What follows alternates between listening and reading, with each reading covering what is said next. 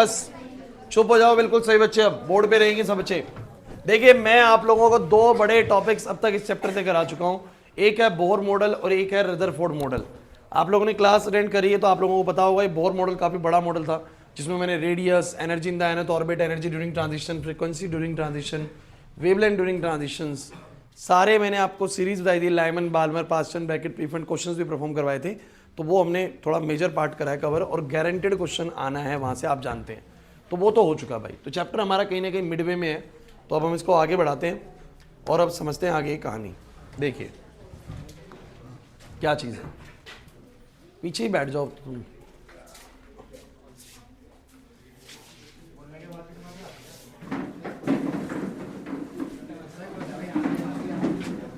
सुनो, जल्दी बैठो भाई।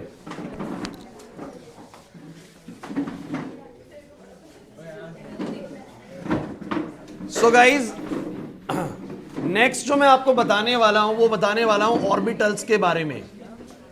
देखिए एक छोटी सी बात, बहुत डिटेल एक्सप्लेनेशन नहीं होने वाली है, बहुत आपको सटीक वही बात बताऊंगा जो सीधा पेपर में आएगी, उतना ही पता होना चाहिए लास्ट में। देखिए ऑर्बिट और ऑर्बिटल में फर्क क्या है। ऑर्बिट आप लोगों को पता है एक फिक्स्ड सर्कुलर पाथ है। क्या है बोलो? Fixed circular path around the nucleus, fixed circular path around the nucleus in which electrons revolve, in which electrons revolve। ऐसे फिक्स सर्कुलर पाथ न्यूक्लियस के चारों तरफ जिनमें इलेक्ट्रॉन्स रिवॉल्व करते हैं, जैसे कि एक फिक्स सर्कुलर पाथ है, इसको बोलो क्या बोलते हैं? ऑर्बिट बोलते हैं। ऐसा किसने बताया था? बोहर ने बताया था कि इलेक्ट्रॉन्स ऑर्बिट्स में घूमते हैं, फिक्स सर्कुलर पाथ्स में। लेकिन बाद में एक कॉन्सेप्ट पता लगा ऑर्बिटल का, तो इन्होंने क्या कहा? द स्पेस और रीजन, द स्पेस और region around the nucleus in which electrons are revolving, in which electrons are revolving।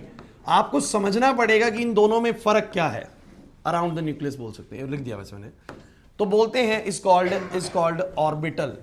फर्क क्या है आप लोग क्लियर करिए, उसके बाद मैं आगे की बात करूंगा बच्चों आप लोगों से।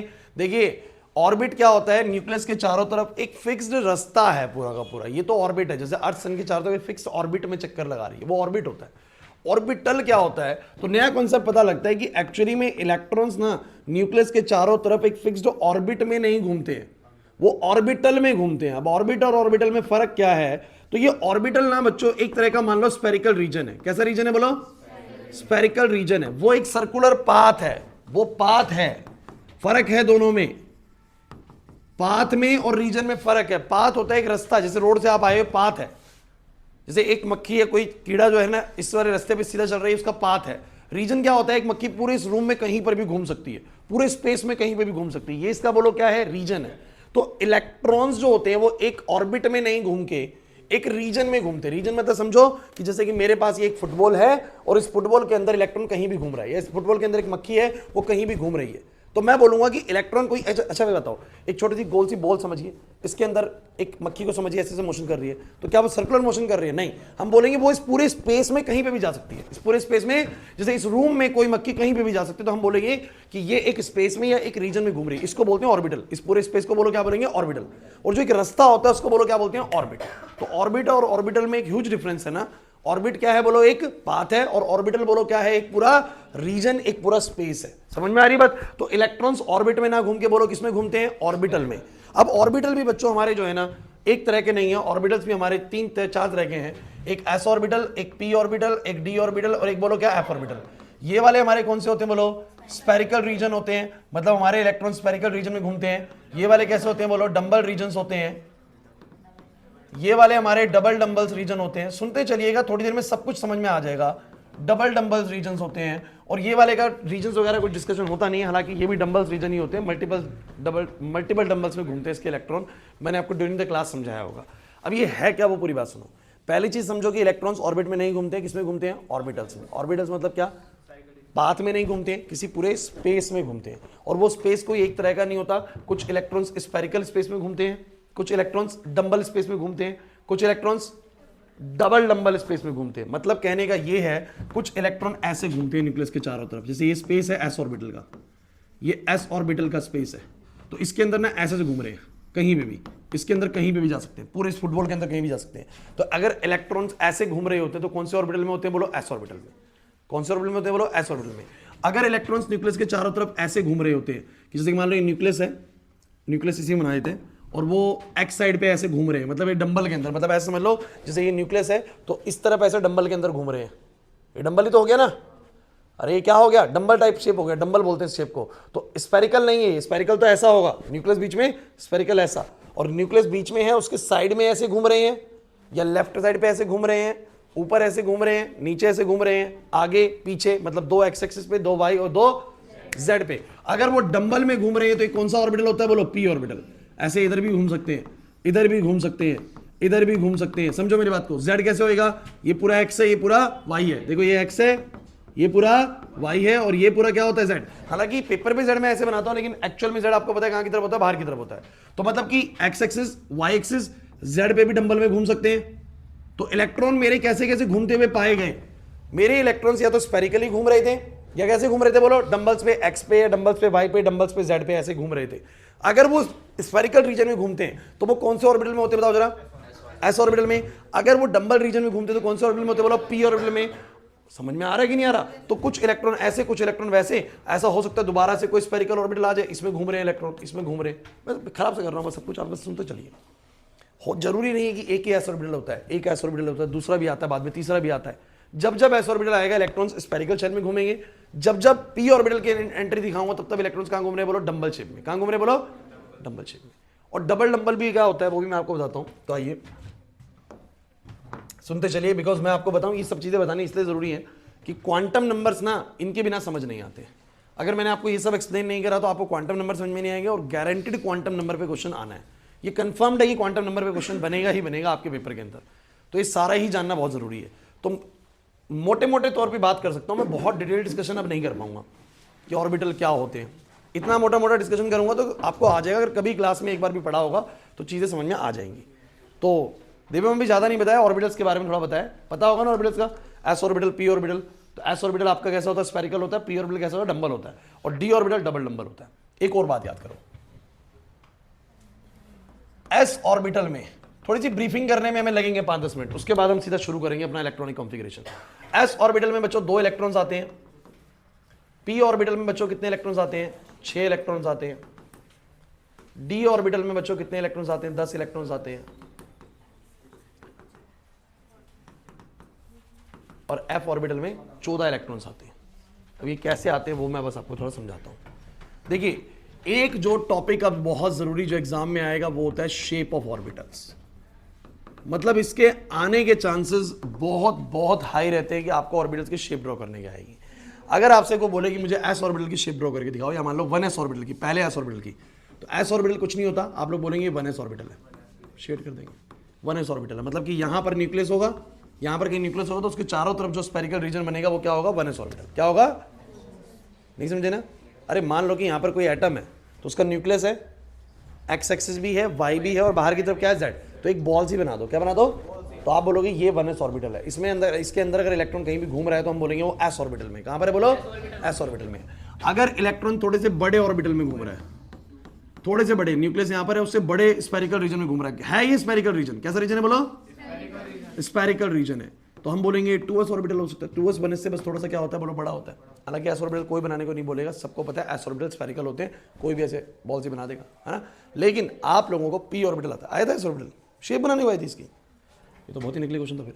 अब सुनो, पी ऑर्बिटल में कितने इलेक्ट्रॉन्स आते हैं, 6। अब मैं तुम्हें पी का सीन बता दूं थोड़ा सा। पी में ना बच्चों 3 तरह के ऑर्बिटल्स होते हैं, जानना बहुत जरूरी है। जैसे मान लो किसी का भी पी ऑर्बिटल है ना, तो वो जो पी ऑर्बिटल है उसका px होगा, pz होगा। इसका मतलब p कौन से वाले होते हैं, डंबल वाले। मतलब कि कुछ इलेक्ट्रॉन ऐसे होंगे, जैसे मान लो ये मैं न्यूक्लियस मान लो किसी एटम का, तो ये x एक्सिस है, ये y एक्सिस है, और z वैसे बाहर की तरफ होता है, लेकिन पेपर पे z कैसा बनेगा, पेपर पे तो z ऐसे ही बनेगा ना भाई। तो मैं बताता हूं जो px के अंदर इलेक्ट्रॉन्स होते हैं, क्योंकि 6 इलेक्ट्रॉन्स भरने, 2 px में आते हैं, 2 py में और 2 pz में। ऐसे 6 इलेक्ट्रॉन भरते हैं पी के अंदर, 2 px पे घूमते हैं, 2 py पे और 2 pz पे। तो मैं आपको क्लियर कर दूं, px वाले इलेक्ट्रॉन ऐसे घूमते हुए नजर आते हैं आप लोगों को, मतलब न्यूक्लियस के राइट में और न्यूक्लियस के लेफ्ट में घूमने वाले px वाले ही कहे जाएंगे। अरे मान लो यहाँ न्यूक्लियस है, जहां पर मैंने घड़ी पहन रखी है, तो इसके लेफ्ट में भी ऐसे डंबल में घूम रहे होते हैं और राइट में भी डंबल में घूम रहे होते हैं, इनको px वाले इलेक्ट्रॉन्स बोलते हैं। कौन से वाले बोलो? px वाले।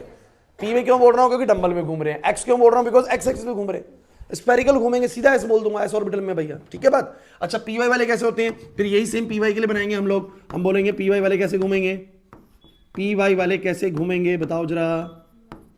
तो पी वाई वाले कैसे घूमेंगे सर? न्यूक्लियस के ऊपर और न्यूक्लियस के नीचे डंबल में घूमते हैं, ऐसे करके पी वाई वाले होते हैं। अच्छा पी जेड वाले कैसे घूमेंगे? पी जेड वाले, तो पी जेड वाले ऐसे घूमेंगे। ये जेड है, जेड मतलब कि बाहर की तरफ ऐसे, और मतलब ऐसे बाहर की तरफ, नहीं समझ पा रहे हो, जैसे न्यूक्लियस है यहां पर, तो ऐसे ऐसे घूमने वाले कौन से? पीएक्स वाले। ऐसे ऐसे घूमने वाले कौन है? पी वाई वाले। और ऐसे कौन से घूम रहे? बोलो पी जेड वाले। डंबल में ही घूम रहे हैं, डंबल में घूमने वाले सारे पी ऑर्बिटल वाले। और पी वाले या तो एक्स पे घूमेंगे या वाई पे या जेड पे, दो एक्स पे, दो वाई पे, दो जेड पे, इसलिए 6 इलेक्ट्रॉन्स का हो जाता है हिसाब किताब। तो अगर पी एक्स ऑर्बिटल की शेप आई तो ऐसी बनाना, पी वाई की शेप आई तो ऐसी बनाना, पी जेड की शेप आई तो ऐसी बनाना। एग्जाम में कुछ तो आने वाला है यहां से, ध्यान रखना बच्चों, ठीक है। अगर तुम्हारे टीचर ने थोड़ा सा बढ़िया क्वेश्चन देना शेप ऑफ ऑर्बिटल से, तो पी से ना देके डी से देगा क्वेश्चन। सुन लीजिए डी का क्या होता है। अब ये पी में 6 इलेक्ट्रॉन भर गए, 2 पीएक्स में होते हैं, ऐसे भरे जाते हैं, 2 पीएक्स में, 2 पीवाई में, 2 पीजेड में। अच्छा डी ऑर्बिटल में कितने इलेक्ट्रॉन? 10। डी में होते हैं 10, तो 10 के लिए 5 डब्बे बनते हैं। कितने बनते हैं बोलो? 5।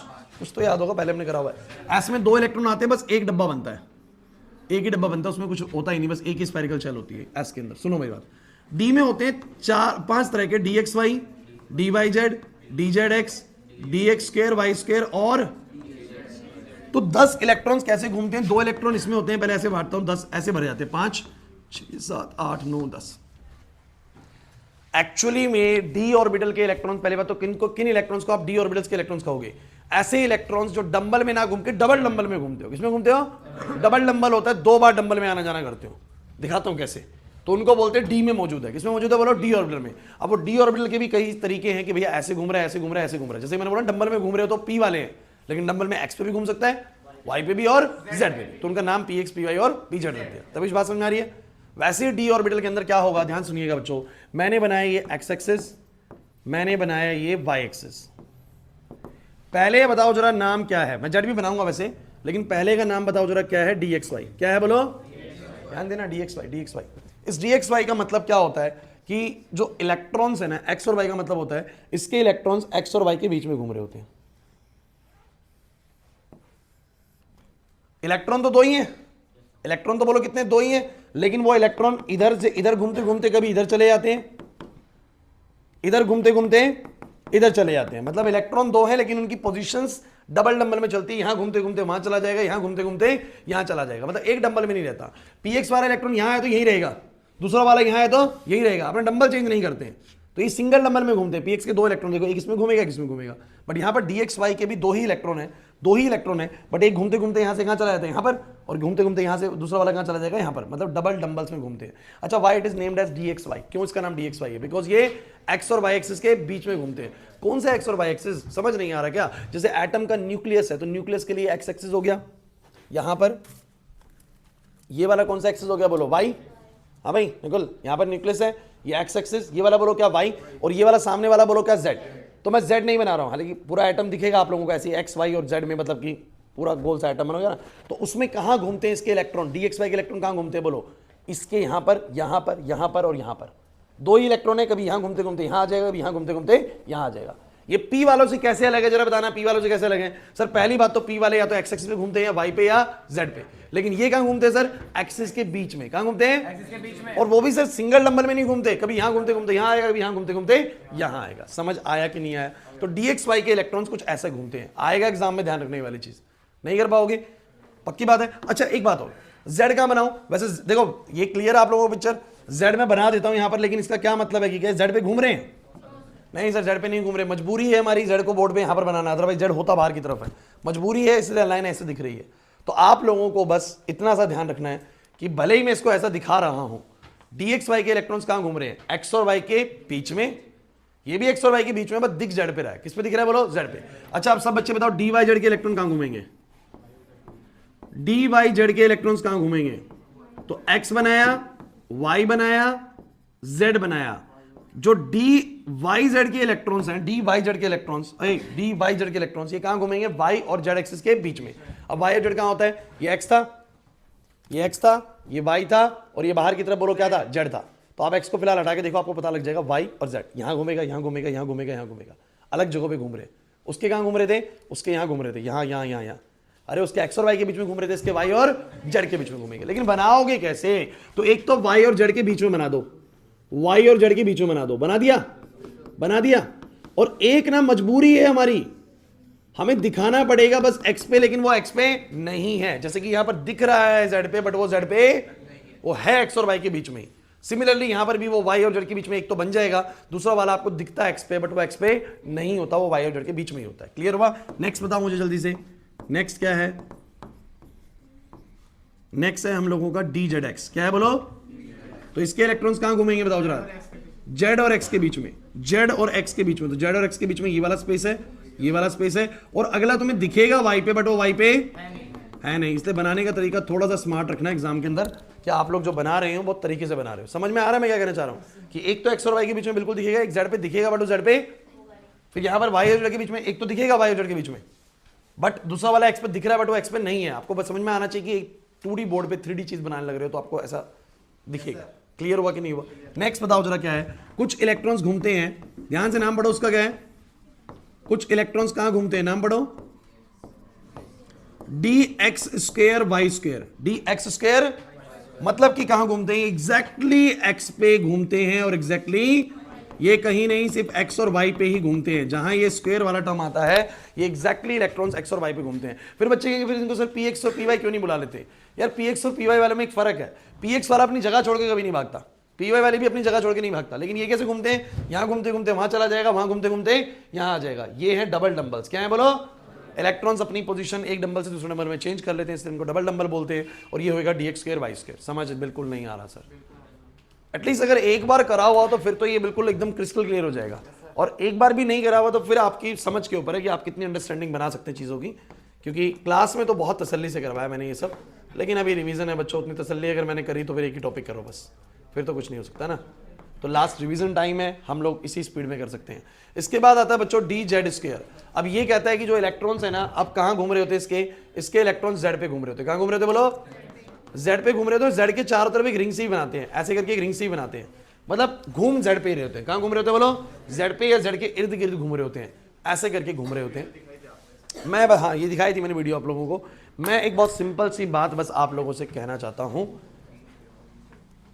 किसी भी एटम में, मान लीजिए मेरे पास एक एटम है कॉपर का, उसमें 29 इलेक्ट्रॉन्स होते हैं। जिंक का मान लो, जिंक पे 30 इलेक्ट्रॉन्स है। वो 30 के 30 इलेक्ट्रॉन, पहली बात तो दिमाग में एक चीज क्लियर करो, ऑर्बिट में नहीं होते। किसमें होते हैं? ऑर्बिटल।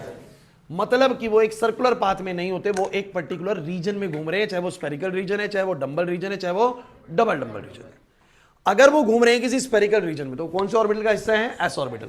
अगर वो घूम रहे हैं किसी सिंगल डंबल रीजन में, एक्स पे या वाई पे या जेड पे, तो वो पी ऑर्बिटल का हिस्सा है। अगर वो घूम रहे हैं डबल डंबल से, मतलब अपनी पोजीशन बार बार चेंज करें डबल वाइज, तो वो किसका हिस्सा है? डी ऑर्बिटल का हिस्सा है। समझ में आ रहा है कि नहीं आ रहा? अब डी ऑर्बिटल में भी, डबल डंबल में भी घूमने का तरीका बहुत अलग अलग है। D x y, d y z, d z x, d x square y square, d z square. और सिंगल नंबर में भी घूमने का तरीका अलग अलग है, पी एक्स, पी वाई और पी जेड। क्या मेरी बातें समझ में आती हैं आप लोगों को? अब आप लोगों को पेपर में क्वेश्चन क्या आएगा? पेपर में क्वेश्चन आएगा, draw the shape of the p x orbital and d z x orbital and d x square y square orbital. 3 orbital का बनाने को बोल देगा, 3 नंबर दे देगा आप लोगों को। 2 ऑर्बिटल दे देगा बनाने को, 2 नंबर दे देगा आपको। लेकिन ये शेप आती है बच्चों एग्जाम में। टीचर्स बहुत ज़्यादा इस क्वेश्चंस को देना पसंद करते हैं, तो कोई ना कोई शेप आपको वो ऑर्बिटल्स में दे ही देते हैं। ठीक है, तो ये बात समझ में आने के बाद चलिए हम अगले टॉपिक की तरफ बढ़ते हैं। टॉपिक यही चलता रहेगा अभी हमारा। तो आप लोगों को मैं एक ऑर्डर लिखवाता हूँ, 1s 2s 2p 3s। अब हमारे को ये समझना बड़ा आसान हो जाएगा। हालांकि क्लास में तो मैंने आप लोगों को डॉट डॉट स्ट्रक्चर भी बना के दिखाए थे, लेकिन अब मैं वो सब नहीं कराऊंगा, वो जरूरी नहीं है, वो पेपर में नहीं आने वाली चीज़ है। अच्छा, कुछ बच्चे कहेंगे सर आपने एफ नहीं बताया। एफ की बच्चों नीड नहीं है, आपके सिलेबस से भी नहीं है, सिलेबस में इंक्लूड ही नहीं है। तो 1s, अच्छा मैं किसी ऑर्डर में काट रहा हूं, आपको भी ऐसे ही काटना आना चाहिए। 1s 2s 2p 3s 3p 3d 4s 4p 4d, ऐसे लिख दूं, सारा कुछ लिख दिया। ऐसे लिखना सीख लो पहले तो। SPDF करके लिखा जाता है, SPDF बस 1 का, लेकिन S होता है, 2 का S और P दोनों, 3 का, 4 का, 5 का, 6 का, 7 का, ऐसे लिख दोगे पहले ये। अब इसको ऐसे काट दो, ऐसे काटना आना चाहिए। मतलब क्या है मैं आपको बता देता हूं। कौन सबसे पहले कटा है ऑर्डर में बताओ। 1s। समझ जाना कि किसी भी एटम के अंदर सबसे पहले इलेक्ट्रॉन्स कौन सी शेल में जाते हैं, s में, और उसको फर्स्ट s ऑर्बिटल बोलते हैं। क्या बोलते हैं, फर्स्ट s ऑर्बिटल। नहीं समझे? 1s के बाद इलेक्ट्रॉन किस में जाते हैं, बोलो 2s में। मतलब सेकंड टाइम भी जब इलेक्ट्रॉन जाते हैं तो वो s ऑर्बिटल को ही भरते हैं। मतलब शुरुआत में सबसे पहले s ऑर्बिटल भरता है, फिर दोबारा से s ही भरता है। इसलिए एक का नाम 1s है और एक का नाम बोलो क्या है, 2s है। समझ में आ रही बात? नहीं आ रही बात समझ में? सबसे पहले इलेक्ट्रॉन्स कौन से ऑर्बिटल्स में जाते हैं, s में, 1s में, फिर 2s में, फिर किस में आते हैं, बोलो 2p में। मतलब फिर इलेक्ट्रॉन्स जाना शुरू करते हैं, बोलो किस में, डंबल्स रीजन में। किस में बोलो? और आपको पता है 2 इलेक्ट्रॉन पहले 1s में जाएंगे, फिर 2 इलेक्ट्रॉन किस में जाएंगे, 2s में, क्योंकि s में कितने जाते हैं, 2 जाते हैं। फिर 6 इलेक्ट्रॉन किस में घूमेंगे, डंबल में। 6 किस में घूमेंगे, बता दूंगा कैसे घूमेंगे। फिर 2 फिर से घूमते हैं, बोलो कैसे, स्पेरिकल। फिर 3p की बारी आएगी, फिर डंबल में घूमेंगे, फिर किस में घूमेंगे, स्पेरिकल। फिर किस में घूमेंगे, अगले 10 इलेक्ट्रॉन, अगले 10 इलेक्ट्रॉन किस में घूमेंगे, डबल डंबल में। 3D में आ गया बच्चों, नहीं आ रही बात समझ में? उसके बाद 4p आया, फिर से डंबल में, फिर स्फेरिकल आ जाएगा बच्चों, फिर डबल डंबल में घूमेंगे 4D करके। ये सीक्वेंस है। ये क्या है, बोलो सीक्वेंस है। अब मैं आप लोगों के सामने कोई भी एक एग्जांपल लेता हूं। Let me take neon. Neon का मैंने एग्जांपल लिया, it has 10 electrons, it has 10 electrons. अब आपको पता है इसमें 2 इलेक्ट्रॉन जाते हैं, p में 6 जाते हैं, d में 10 जाते हैं, है ना? तो मुझे बताओ जरा सबसे पहले कौन सा ऑर्बिटल भरा जाएगा, तवेश कौन सा भरा जाएगा, 1s। वंश कौन सा भरा जाएगा, 1s। तो मैं बोलूंगा भैया 1s में कितने जाएंगे, 2। अरे 1s में कितने जाएंगे, 2, क्योंकि s में 2 जाते हैं, p में 6 जाते हैं। अगले भरे जाएगा 2s, तो अगले 2 2s में गए होंगे, और उससे अगले 6 खत्म हो गए, पूरे 10 खत्म हो गए, पूरे 10। तो ये 10 इलेक्ट्रॉन जो नियॉन के होते हैं ना बच्चों, सारे ना तो स्पेरिकल घूम रहे हैं, सारे ना तो डंबल घूम रहे हैं। कुछ घूम रहे हैं डंबल में, कुछ घूम रहे हैं स्पेरिकल। क्लियर हो रहा है? और मैं इसको बना के दिखाता हूं आप लोगों को, मैं कैसे बनाना चाहता हूं। यहाँ पर तो मैं बोलूंगा यहाँ पर 1s का एक बॉक्स बनाया मैंने, 2s का एक बॉक्स। अगर ये तुमने बॉक्सेस वाला सिस्टम ढंग से नहीं समझा तो तुम्हें क्वांटम नंबर समझ ही नहीं आएगा। और क्वांटम नंबर से क्वेश्चन आना 100% है। मतलब क्वांटम नंबर वाला जो मैं सेक्शन तुम्हें करा रहा हूँ ना, यहाँ से लगभग आपको 3 नंबर का पेपर जरूर बनने वाला है। 3 नंबर का कैसे बनाएगा वो 3 नंबर का, वो उसकी चॉइस है। ऑर्बिटल्स की शेप देके, क्वांटम नंबर्स के बारे में पूछ के, मिनिमम 3 नंबर बता रहा हूँ। प्रिंसिपल जुड़ जाएगा, 4 नंबर 5 नंबर भी बन सकते हैं, ध्यान रखना। तो ये आएगा जरूर, ये तो कंफर्म्ड है। तो 1s 2s और 2p। सुनो भाई, तो 1s में कितने गए, 2, 2s में कितने गए, 2। अब यहां का थोड़ा सा बस मैं आप लोगों को एक चीज बताना चाहता हूं। यहां जो इलेक्ट्रॉन भरा जाता है, यहां जो इलेक्ट्रॉन भरा जाता है वो कैसे भरा जाता है, 4 इलेक्ट्रॉन चले गए, ऐसे 2 1s में गए, 2 2s में गए। अब 5वां जो है ना इसमें जाता है, फिर 6ठा इसी में नहीं जाता दोबारा से, 6ठा इसमें जाता है, 7वां इसमें जाता है, 8वां इसमें, 9वां इसमें, 10वां इसमें। मतलब कि पहले सबको एक एक इलेक्ट्रॉन मिलता है। कितना मिलता है बोलो? ये भरने का तरीका है, सुन लीजिए। रीजन क्या है, मैंने उस समय बताया था कि जितना स्टेबल px है उतना स्टेबल बोलो क्या है py, उतना स्टेबल बोलो क्या है pz। तो किसी भी एक को आप पहले 2 इलेक्ट्रॉन नहीं भर सकते। आप px में दोनों भरने का क्या मतलब है कि px ज्यादा स्टेबल है क्या py pz से? नहीं है सर। जितना स्टेबल px होता है न्यूक्लियस के चारों तरफ, उतना स्टेबल py, उतना स्टेबल pz। हाँ, 1s जो होता है थोड़ा अंदर होता है, वो ज्यादा स्टेबल होता है, इसलिए पहले 1s को भरते हैं हम लोग। हमेशा ऑर्बिटल पहले वो भरे जाते हैं जो ज्यादा स्टेबल होते हैं। तो 1s is quite stable then 2s, 2s is quite stable then 2p, but 2px 2py 2pz सब बराबर स्टेबल है। और बराबर स्टेबल है तो सबको एक एक इलेक्ट्रॉन मिलेगा। थोड़ा सा और पिक्चराइज करना है इसको, तो 1 मिनट के लिए समझ लीजिए इस चीज को कि 1s मतलब कुछ ऐसा होगा, पहले 2 इलेक्ट्रॉन इसमें होंगे, फिर 2s स्फेरिकल शेल होगी, फिर 2 इलेक्ट्रॉन इसमें घूम रहे होंगे, ऐसे से करके देखो, इसके ऐसे घूम रहे, इसके ऐसे घूम रहे। समझ नहीं आ रहा ना कुछ भी? है भाई? पहले 2 1s में घूमे, अगले 2 किसमें घूमे, 2s में, फिर अगले 6 कैसे घूम रहे हैं, 6 कैसे घूम रहे हैं। 5वां गया px में, 5वां गया px में, 6ठा गया, 7वां गया, 8वां गया, 9वां गया और 10वां गया। ऐसे चल रहा है। पहले 2 इलेक्ट्रॉन 1s में, अगले 2 इलेक्ट्रॉन 2s में, अगले 6 इलेक्ट्रॉन p में, अगले 6 इलेक्ट्रॉन 2 px पे, 2 py पे, 2 pz। कुछ ऐसे चल रहा है। कुछ बात बन रही है? और समझते हैं। Let me take chlorine, 17 electrons. चलो बोलो, पहले 2 किसमें, अगले 2 किसमें, अगले 6 किसमें। देखो ना, वहां से मैं सिंपल ऑर्डर है यार, वो रहा। 2p के बाद किसमें जाएंगे, 3s में, s में 2 जाएंगे, फिर 3p की बारी आएगी। लेकिन ध्यान से पढ़ो, कितने हो चुके हैं, 10 और 2 12। अब कितने इलेक्ट्रॉन बचे, 5 और बचे, तो 5 चले जाएंगे 3p में। ऐसा नहीं कि कितने मर्जी भर दोगे, p में 6 तो 6 ही जाएंगे। अरे जितने इलेक्ट्रॉन है वो जाएंगे उसमें। 17 भर दिए। अब जरा मेरे को बॉक्सेस के हिसाब से बताओ सब बच्चे। 1s 2s, s के सिर्फ एक ही बॉक्स बनते हैं, p के 3 बनते हैं, 6 इलेक्ट्रॉन होते हैं। 2p के 3 बन गए, px py pz, फिर 3s बन गया, और फिर 3p भर गया, अगर तुम्हें इलेक्ट्रॉन्स भरने नहीं आते तो फिर ये बेकार हो जाएगा सारा टॉपिक। तो 1s में पहले 2 जाएंगे, फिर 2s में 2 जाएंगे, 4 हो गया, फिर बोलो क्या, 5 6 7। बार बार कह रहा हूं कोई भी बच्चा पहले px को पूरा नहीं भरेगा, पहले px फिर py फिर pz ऐसे भरेगा। तो बोलेंगे 4 के बाद 5 6 7वां इलेक्ट्रॉन यहां पर बच गए इलेक्ट्रॉन, तो 8 9 9 10 अगले के भरने से पहले फिर ये सारे पूरे भरे जाएंगे। तो बच्चे से फर्क क्या हुआ, आपको दो भरने थे वैसे भी यार। अगर सोचो इलेक्ट्रॉन ही 7 होते, कितने होते बोलो 7, तो 4 भरने के बाद 5 6 7 यहीं रुकना पड़ता। और एक बच्चा ऐसे भर दे 5 6 यहां भर दिया फिर 7वां यहां भरा, तो गड़बड़ हो जाएगा ना। तो इसे सबको पहले एक एक देना होता, सबको पहले। तो मैंने बोला कि 10 हो गए, फिर बोला 11वां 12वां 17 इलेक्ट्रॉन है, 13वां 14वां 15वां 16वां 17वां चला गया, हो गया। हाँ भाई पीछे लक्षित डन। तो ये इलेक्ट्रॉनिक कॉन्फ़िगरेशन आप लोगों को लिखना आ गया कि नहीं आ गया? अरे क्या हो गया, पक्की बात है ना।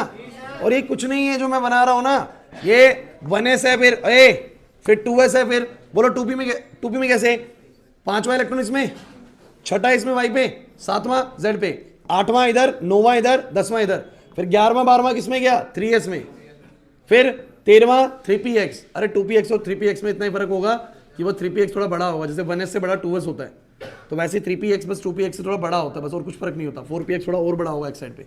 तो यहाँ पर 13वां इलेक्ट्रॉन, फिर y पे 14वां इलेक्ट्रॉन, 15वां इलेक्ट्रॉन, 16वां इलेक्ट्रॉन, 17वां इलेक्ट्रॉन, 18वां है ही नहीं भाई, तो आए नहीं z पे।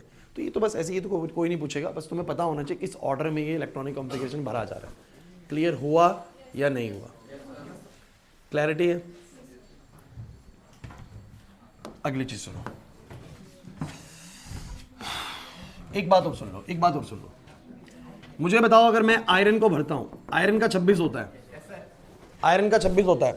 26 का मतलब भाई जल्दी बोलो, 1s में कितने 2, 2s में कितने, 2p में कितने, 2p के बाद 3p में कितने, 4s में कितने, 20 हुए, यहां तक 20 हुए, 4s तक 20 हुए। अब 20 के बाद कितने 6, तो अगले 6 किसमें जाएंगे 3d में। कुछ बच्चे कहेंगे सर डी में 10 आते हैं, अरे 26 तक हैं तो 6 ही भर पाए, उसके बाद और इलेक्ट्रॉन है ही नहीं। अगर होते तो भी डी में जाते। डी के बाद 3d के बाद 4p की बारी तभी आएगी जब डी पूरा भर जाएगा। अब 26 में डी पूरा नहीं भरा तो यहां पर रुक जाते हैं ना, हम क्या दिक्कत है? समझ में आ रहा है कि नहीं आ रहा मैं क्या कहना चाह रहा हूं? नहीं आ रही बात समझ में? पक्का ये वाली बात क्लियर है आप लोगों को, है ना? तो क्या है अब इसमें, बस ये मैं कहना चाह रहा हूं, यहां तक का सेम सुनो जरा, मैं यहां तक का एक बार पिक्चर सेम बना देता हूं, कॉपी पेस्ट कर देता हूं। 17 तक तो इलेक्ट्रॉन भी इसमें भी ऐसे ही आए होंगे। 18वां कहां गया होगा? यहां पर 3p के बाद बोलो कौन आया होगा 4s, और 4s के बाद कौन आया होगा 3d। 3d में आप लोगों को पता है 5 बॉक्सेस बनेंगे, dxy dyz dzx dx2 y2 dz2। Clear है? तो मुझे बताओ 18 इलेक्ट्रॉन यहां पर तक, 19 20 21 22 23 24 25 26 हो गए 26 इलेक्ट्रॉन। नहीं है बस में, मतलब 26 इलेक्ट्रॉन के वक्त पर कुछ इलेक्ट्रॉन dxy में भी है, dyz में भी है, dzx में भी, dx2 y2 में भी और dz2 में भी। हाँ dxy पूरा फुलफिल्ड है, बाकी सब हाफ फिल्ड है। क्लियर हुआ कि नहीं हुआ? पक्की बात है अक्षत, यहां तक की बात समझ में आती है? चलिए अब आते हैं क्वांटम नंबर्स पे। तो मुझे लगता है कि आपको ऑर्बिट और ऑर्बिटल का फर्क समझ में आ गया, ऑर्बिटल्स की टाइप समझ में आ गई, s p d f, orbitals की शेप समझ में आ चुकी है, s की कैसी होती है, p की कैसी होती है, d की कैसी होती है, d में भी पांचों पार्ट समझ में आ चुके हैं, dxy dyz dzx। पक्का ना? इलेक्ट्रॉनिक कॉन्फ़िगरेशन लिखना आपको आ चुका है, भरना आपको आ चुका है, चल रहा है सारा सही। अब अगली बात करते हैं। अगली बात है जिसके लिए सारी मेहनत कर रहे हैं, वो है ये चीज, क्वांटम नंबर्स।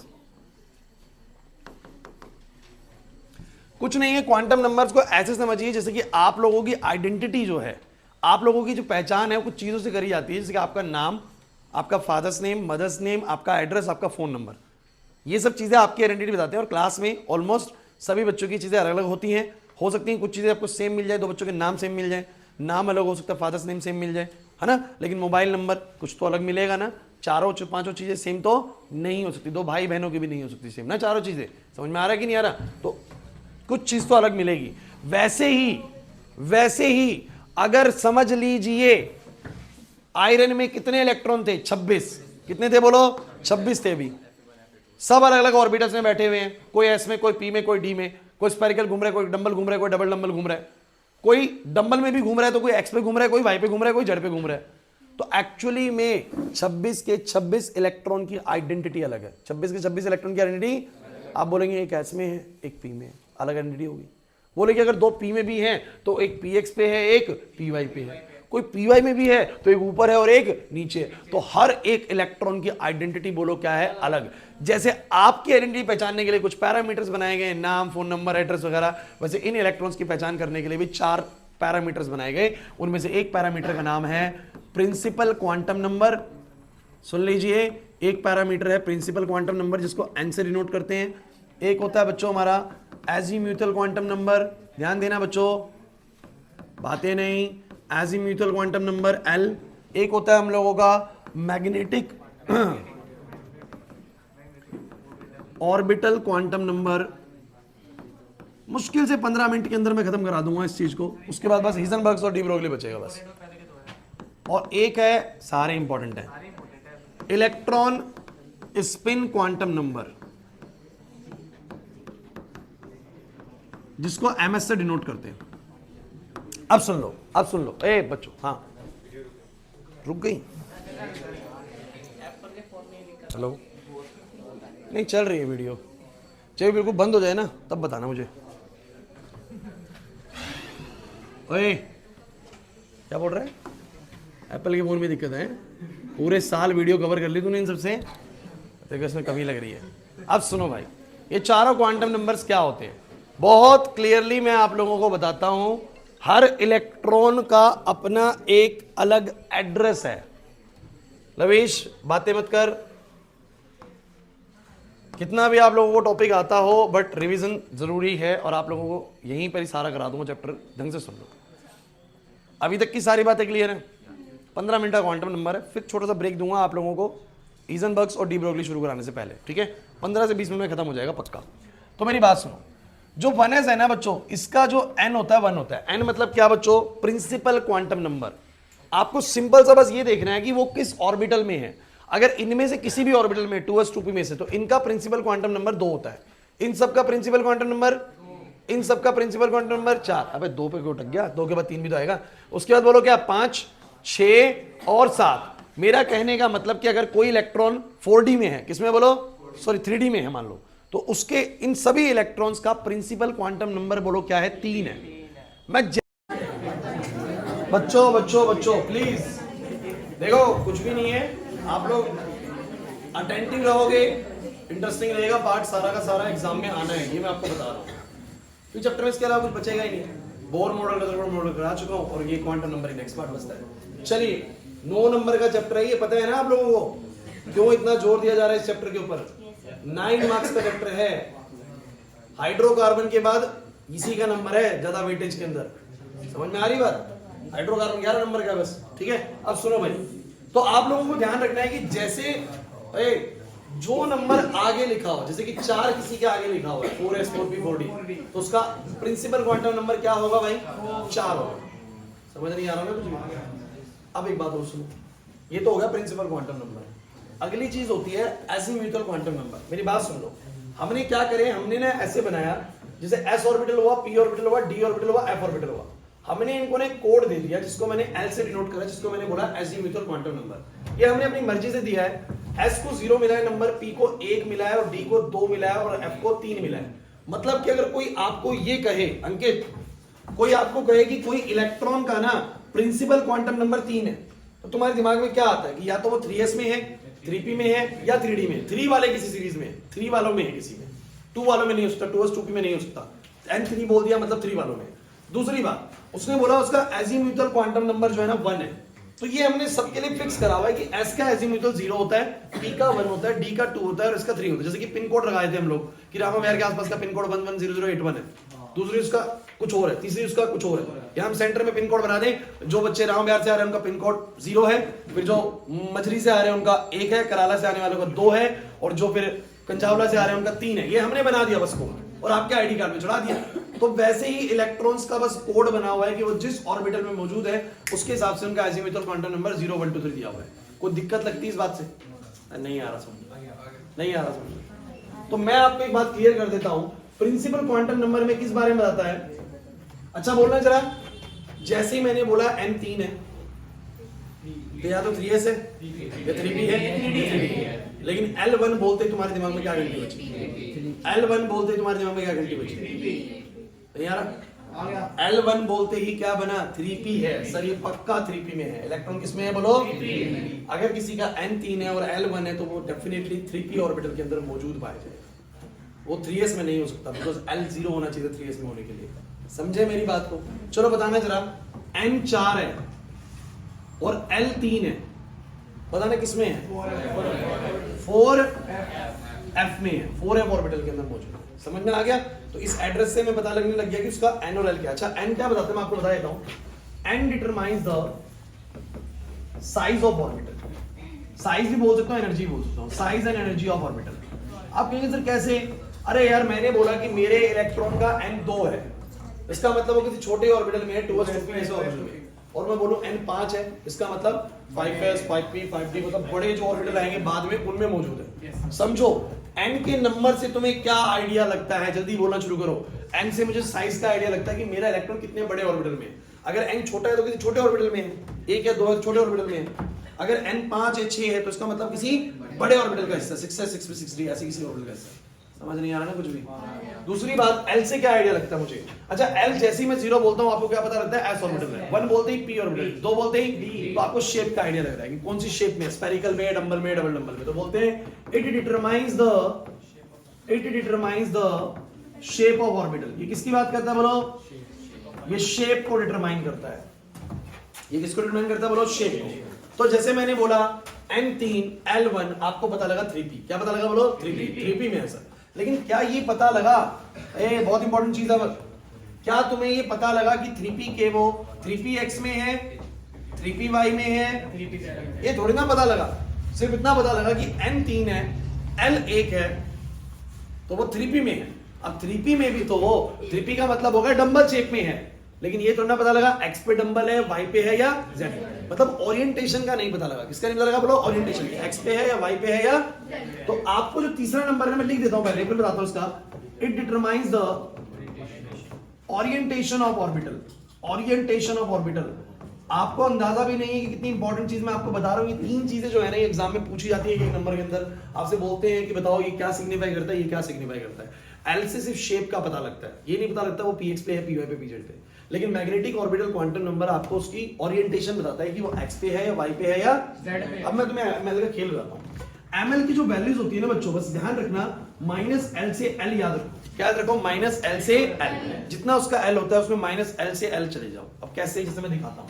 p ऑर्बिटल की बात करो, p ऑर्बिटल की कुछ कहेंगे s की क्यों नहीं करी, चिंता मत करो, बताऊंगा। ml कितना आएगा बताना जरा, सब बच्चे बताओ, सब बच्चे बताओ p ऑर्बिटल के लिए ml कितना आएगा? तो बोला -l से l, तो -1 से 1 कितनी वैल्यू आएंगी?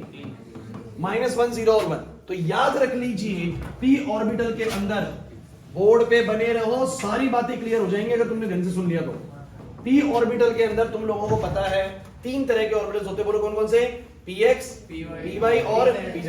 इनको नंबर मिल चुका है, बोलो इसको क्या मिला है? -1, इसको बोलो क्या 0, इसको बोलो क्या 1। अगर आप लोगों को n3 बोला, सुन लो अच्छे से, n क्या बोला? 3, l क्या बोला? 1, तुम्हें कौन सा ऑर्बिटल समझ में आया? 3p का होगा। इसका होगा बोलो। अब उसने बोला उसका ml 0 है, उसका ml 0 है, लिख दिया ml 0 है। तो आपने कहा भैया ml तो होएगा -1 से 1, यानी -1 पहले का, अगले का 0, उससे अगले का 1, तो 0 बीच वाले का होता है, यानी किसका? py। इसका बोलो। तो आप समझ गए कि 3p तो है, 3p तो है, और हमारा इलेक्ट्रॉन 3p में भी किसमें है बोलो? 3py में। किसमें बोलो? 3py में मौजूद है, क्योंकि मैंने px, py, pz के नंबर्स डिनोट कर दिए -1 0 और 1। ये है इसके मैग्नेटिक ऑर्बिटल क्वांटम नंबर। चिंता मत करो। और सुनो, मान लो d ऑर्बिटल है, बताना d ऑर्बिटल में कितने होते हैं? 5। अरे d ऑर्बिटल में कितने होते हैं बोलो? 5 के नाम पता है? एक का dxy, dyz, dzx, हाँ कुछ करते रहो। अच्छा और बताओ, इसका जो ml आएगा, इसका जो ml आएगा, बोलो d ऑर्बिटल का l कितना है? 2, तो बोलो क्या आएगा? -2 से 2 कितनी वैल्यूज है? -2, -1, 0, 1 और 2। तो जल्दी से मुझे बता दो जरा कि d ऑर्बिटल में इन सबके नंबर क्या बनेंगे? -2, -1, 0, 1 और 2। अरे जैसा उसका l होता है ना, -l से l में उतने ही नंबर बनते हैं जितने उसके ऑर्बिटल होते हैं, तो उसके हिसाब से उसको ml असाइन होता है। नहीं आया ना समझ में? पढ़ नहीं पढ़ रहा मुझे। एफ तक जाना ही नहीं कहानी, एफ की बात ही ना करें तो बढ़िया। अच्छा कुछ कहेंगे सर आपने एस की बात नहीं करी, इसको लेके आपने एस की बात नहीं करी। यार एस में ओरिएंटेशन का सीन ही नहीं है।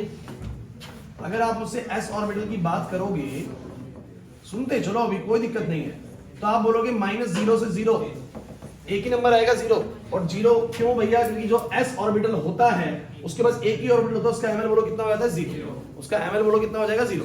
लेकिन आपको पता है p में 3 ऑर्बिटल होते हैं, d में 5 ऑर्बिटल होते हैं, इसलिए उनके mls अलग अलग होते हैं, -1 0 1 एंड -2 -1 0 1 2। तो मैं अब आप लोगों को थोड़ा सा क्लियर करता हूँ चीजों को, मैं क्या कहना चाह रहा हूँ, आ जाओ समझो मेरी बात को। मान लो किसी ने तुम्हें कहा कि n तो है भैया, ध्यान देना, n तो है 3, n तो है 3, l है 2, बताओ कौन सा ऑर्बिटल है? n तो है 3, l है 2, 3D, क्योंकि n 3 है, l 2 है, l 2 मतलब 3D हो गया। अब 3D में भी तुम्हें पता है dxy भी है, dyz भी है, dzx भी है, बहुत सारे है ना, क्योंकि पता नहीं x और y के बीच में घूम रहे हैं, y और z के बीच में, ये नहीं पता हमें। बस इन दोनों से हमें क्या पता लगता है? एक तो हमें पता लग गया थर्ड शेल में है, दूसरा पता लग गया 3D में है, 3s 3p में नहीं है, 3D में है। अब 3D में कहां पर है वो पता लगेगा, बोलो ml से। किससे बोलो? अब बोला ml1 है, ml बोलो क्या है 1। अब आपने एक सिनेरियो सीख लिया है कि सर d ऑर्बिटल के 5 ऑर्बिटल होते हैं, कितने होते हैं बोलो 5। उसमें पांचों में कैसे नंबर दिया हुआ है, बातें नहीं यार प्लीज। ml की वैल्यूज मिली होती है -l से l, -l से, इसका मतलब कि सबसे लेफ्ट वाले को -2 मिला होगा, फिर -1, फिर 0, फिर 1 और, तो मेरा जो ml1 होगा वो किसका होगा? इसका होगा सर। मतलब कि कौन से वाले में होगा? dx2 y2, किसमें होगा बोलो? समझ नहीं आ रहा sir. So what does n determines you? The size. What does l determines you? The shape of the orbital. What does ml determines you? कहाँ घूम रहा है वो भी पता लग जाता है। और लास्ट बात बच्चों पता है क्या है, कि हमारे जो इलेक्ट्रॉन्स है ना, जैसे कि आप लोग देखते हो px में भी, अगर मैं इसको ऐसे भर दूं, चलो एक काम करते हैं, सिंपल सा मैं एक सिनेरियो उठाता हूं यहां पर से, बस खत्म होने वाली चीज। नियोन है, नियोन के 10 इलेक्ट्रॉन्स है, बोलो पहले 2 1s में, अगले 2 2s में, अगले 2p में। 1s में 2, 2s में 2, 2p में 6। चलो मैं कुछ पूछ रहा हूं तुम लोगों से, ध्यान से बताना मुझे। इसमें 2 गए, इसमें 2 गए, इसमें, चलो मुझे बताओ ये जो इलेक्ट्रॉन देखो, जो पहले दिख रहा है, सबसे पहले दिख रहा है, सबसे पहले वाला p में, इसका मुझे बताओ प्रिंस, आप बताना मुझे इसका n क्या है? इसको बताने दो ना प्रिंस, इसका n कितना है? 2 है, क्योंकि 2p का हिस्सा है, ठीक है। तभी तुम बताओ इसका l कितना है? l कितना है? 1, l1 होएगा, बिकॉज 2p में है तो l1 होएगा सर, l1 होएगा।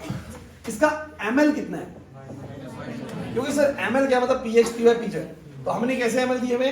ml दिए हुए -l से l, यानी इसका दिया हुआ है -1, इसका 0 और इसका 1, तो इसका ml कितना है बोलो? -1। समझना मेरी बात को, नहीं यार लक्ष्य बात समझने।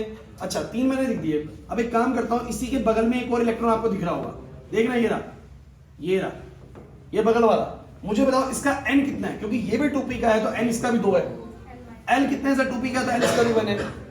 ml कितना सर? क्योंकि ये भी 2p x में है, अरे एक इस तरफ x में, एक इस तरफ x में, सर ये भी x में ही है, तो भैया इसका भी ml कितना है? -1। लेकिन फिर आप कहोगे सर इसका तो सब कुछ सेम मिल गया, क्योंकि सर ये दोनों सेकंड शेल के हैं, दोनों 2p के हैं, दोनों ही 2px के भी हैं। लेकिन मैं आपको एक बात क्लियर कर दूं, एक चीज इनमें अलग होती है। कहते हैं कि जब कभी एक s ऑर्बिटल में भी 2 इलेक्ट्रॉन घूम रहे होते हैं ना, तो एक ना क्लॉकवाइज स्पिन कर रहा होता है और एक बोलो क्या? एक क्लॉकवाइज स्पिन करता है और एक बोलो क्या? ऐसे ही इस px में जो 2 इलेक्ट्रॉन है ना, एक साइड का px वाला इलेक्ट्रॉन क्लॉकवाइज स्पिन करेगा और एक वाला, उसके लिए हमने बनाया इलेक्ट्रॉन स्पिन क्वांटम नंबर। हमने कहा भले ही इनकी सब कुछ इंफॉर्मेशन सेम है, सारी इंफॉर्मेशन सेम है, भाई भाई नाम सेम मान लीजिए, पेरेंट सेम मान लीजिए, बट कुछ तो इसको अलग, मोबाइल नंबर इनका अलग हो जाएगा। समझो मेरी बात को, मोबाइल नंबर इनका अलग हो जाएगा। तो इनका स्पिन क्वांटम नंबर बोलो क्या मिला? एक का मिला +½ और एक का बोलो क्या मिला? आपको ये +½ -½ के ये हर बार फिक्स रखना है, ये हर बार फिक्स, इसमें कोई चेंज नहीं करना। +½ for the clockwise rotation, -½ for the anti clockwise rotation, और ये हर बार सेम रहेगा। तो आपकी चारों quantum numbers gives you some information about the electron. ये चारों क्वांटम नंबर आपको एक इलेक्ट्रॉन की क्या दे रहे हैं? कुछ ना कुछ इंफॉर्मेशन दे रहे हैं। चलिए आपसे समझने की कोशिश करते हैं, और आइए मुझे आप लोग बताएंगे, आप ही लोग बताएंगे जल्दी। हाँ भाई चलो शिवम तुमसे शुरू करते हैं। ये पहला इलेक्ट्रॉन है, बोल भाई इसका n कितना है? जल्दी बोल। n इसका 3 है भाई, ठीक है नकुल, l बोल भाई इसका n 3 है, l कितना होएगा 2 होएगा, क्योंकि s p d f था 0 1 2 3 ऐसे दिया था, 2 होएगा इसका l। अब ml सर ये dxy में है तो -2 से 2 तक चलता है, तो इसका ml कितना आएगा -2 होएगा। इसका ms कितना आएगा सर, पहला इलेक्ट्रॉन है प्लस आप लिखो क्लॉकवाइज। मुश्किल है, सिंपल है। ये वाला बताओ, इस वाले का बताओ, इस वाले के सारे फीचर बताओ क्या आएंगे। इसका n कितना आएगा 3, इसका l कितना आएगा 2, इसका ml कितना आएगा सर, ml ही चेंज हो जाएगा -2 -1 0 1 2, बहुत बढ़िया 2 आएगा। ms कितना आएगा प्लस आप, इससे सारी चीजें अलग आएंगी नहीं, मतलब कुछ तो अलग मिलेगा जरूर आप लोगों को ना, कुछ चीज सेम तो कुछ चीज अलग। चलो इसका बताओ 4 वाले का, इसका बताओ n कितना 4, चलो l कितना 0, ml कितना सर, इसका तो ml -0 से 0 0 ही आएगा बस, ml 0 होगा। ms बोलो कितना इसका प्लस। अच्छा इसके पड़ोसी का बताओ जो इसके बिल्कुल बगल में बैठा है, n 4 l 0 ml 0 ms minus, कुछ तो अलग मिलाना, कुछ तो अलग मिलाना। तो ये 26 के 26 इलेक्ट्रॉन का, सुन लीजिए 26 के 26 इलेक्ट्रॉन के चारों क्वांटम नंबर सेम नहीं हो सकते। मैंने क्या बोला, 26 के 26 इलेक्ट्रॉन के चारों क्वांटम नंबर सेम, किसी का तो n अलग हो जाएगा, जिसका 4s है इसका 3d है तो n अलग हो गया। चलो n भी सेम मिल गया, l भी सेम मिल गया तो ml अलग हो जाएगा। चलो ml भी सेम मिल गया, एक ही ऑर्बिटल में है तो ms अलग हो जाएगा। लेकिन 26 के 26 इलेक्ट्रॉन के चारों क्वांटम नंबर की वैल्यू सेम नहीं मिलेगी। No two electrons can have the same set of 4 quantum number। किन्हीं भी दो इलेक्ट्रॉन्स की चारों क्वांटम नंबर की वैल्यू सेम नहीं मिलेगी। That is your Pauli exclusion principal. एक प्रिंसिपल याद कर लीजिए, ये हमारा पॉली एक्सक्लूजन प्रिंसिपल है। किन्हीं भी चारों क्वांटम नंबर की वैल्यू सेम नहीं हो सकती। That is your Pauli exclusion principle. सुन लीजिए, पहले तुम लोग मुझे फटाफट से बताओ, क्या तुम्हें क्वांटम नंबर समझ में आ रहे हैं? क्या होते हैं, क्या होते हैं क्वांटम नंबर? बताओ sir. Quantum number gives you the idea of the electron, that electron is present in which shell, first shell, second shell, third shell, किस शेल में है। It gives you the idea about कि हमारा electron कौन से orbital में है, S में, पी में, डी में। It gives you the idea about कि ऑर्बिटल पता लग गया तो आपको हम ये बताएंगे कौन सी ओरिएंटेशन में, एक्स पे, वाई पे या जेड पे। और ये भी पता लग गया तो आपको बताएंगे क्लॉकवाइज है या एंटी क्लॉकवाइज है। मतलब कि ये सारे क्वांटम नंबर्स आपको कुछ ना कुछ इंफॉर्मेशन देते हैं, किसकी बोलो, इलेक्ट्रॉन। और आप लोगों से गारंटीड ये क्वेश्चन आने वाला है कि क्या बताते हैं। तो पहला बताता है साइज के बारे में, दूसरा बताता है शेप के बारे में, तीसरा बताता है ओरिएंटेशन के बारे में, और लास्ट वाला बताता है स्पिन के बारे में। It determine the spin off electron. मेरी बात कुछ पल्ले पड़ भी रही है, बिल्कुल बाउंस हो जा रहा था के ऊपर से।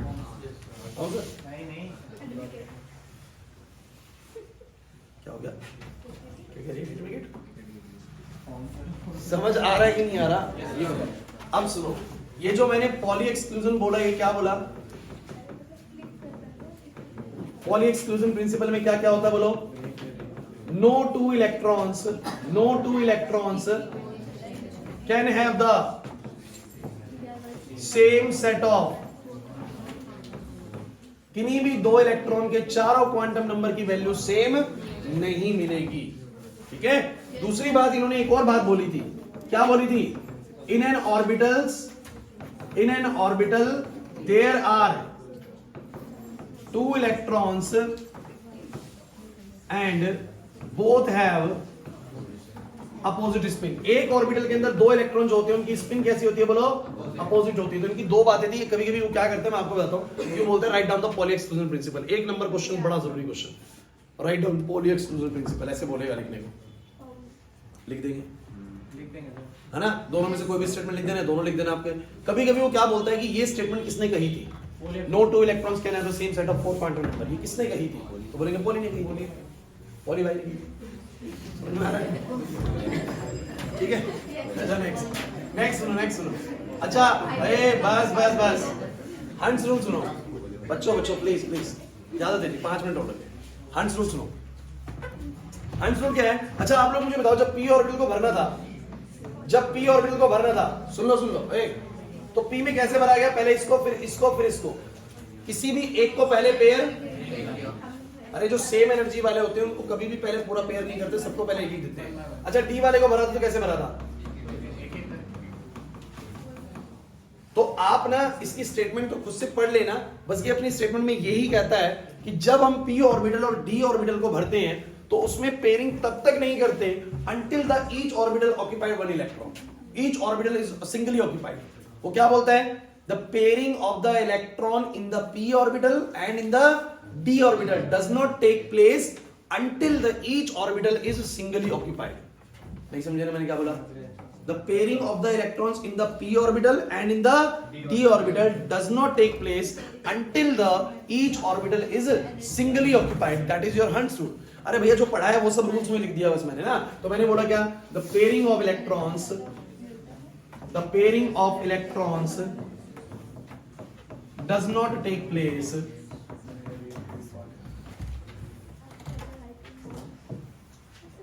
in p and d orbital does not take place until each orbital is singly occupied. Clear हो गया? मुझे बताओ पॉली और एक्स ये हंड्स रूल किसको समझ में नहीं आ रहा? ठीक है, आप पावर रट लीजिए, मैं एनर्जी वाले मुद्दे पे जाना नहीं चाह रहा।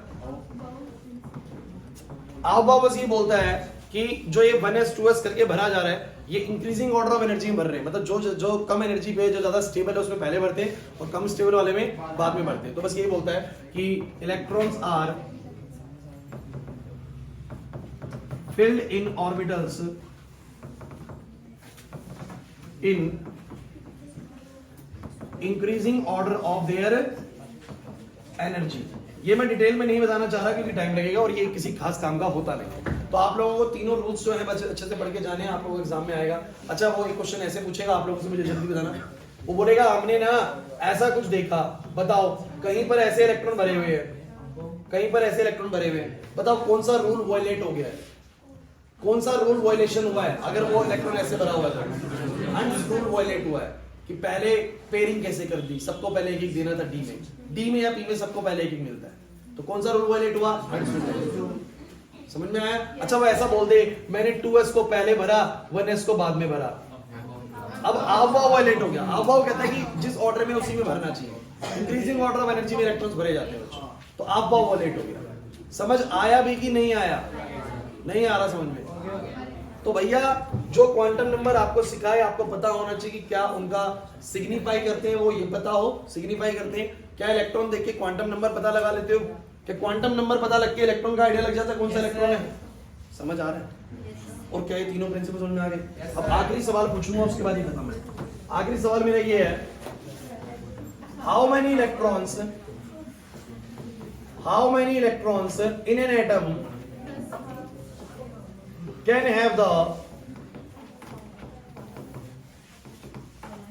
following quantum numbers। बस ये लास्ट चीज होती है क्वांटम नंबर से। तो मुझे बताओ जरा पहली चीज, ऐसे कितने इलेक्ट्रॉन्स होंगे जिनके पास ये क्वांटम नंबर्स मिल सकते हैं? मतलब एक एटम के अंदर मैक्सिमम कितने इलेक्ट्रॉन्स ऐसे हो सकते हैं?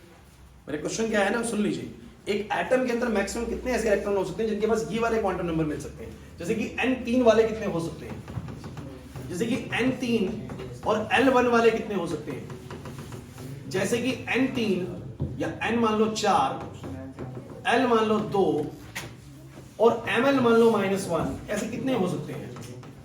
जैसे कि मान लो n 4 और ms प्लस हाफ वाले कितने हो सकते हैं? ये क्या कहना चाह रहा हूं मैं आप लोगों से, कुछ बच्चों को समझ ही नहीं आ रहा हूं। अब सुनिए कोई बात, क्या तुम जानते हो कि मैंने तुम लोगों को ये बनवाया था भाई?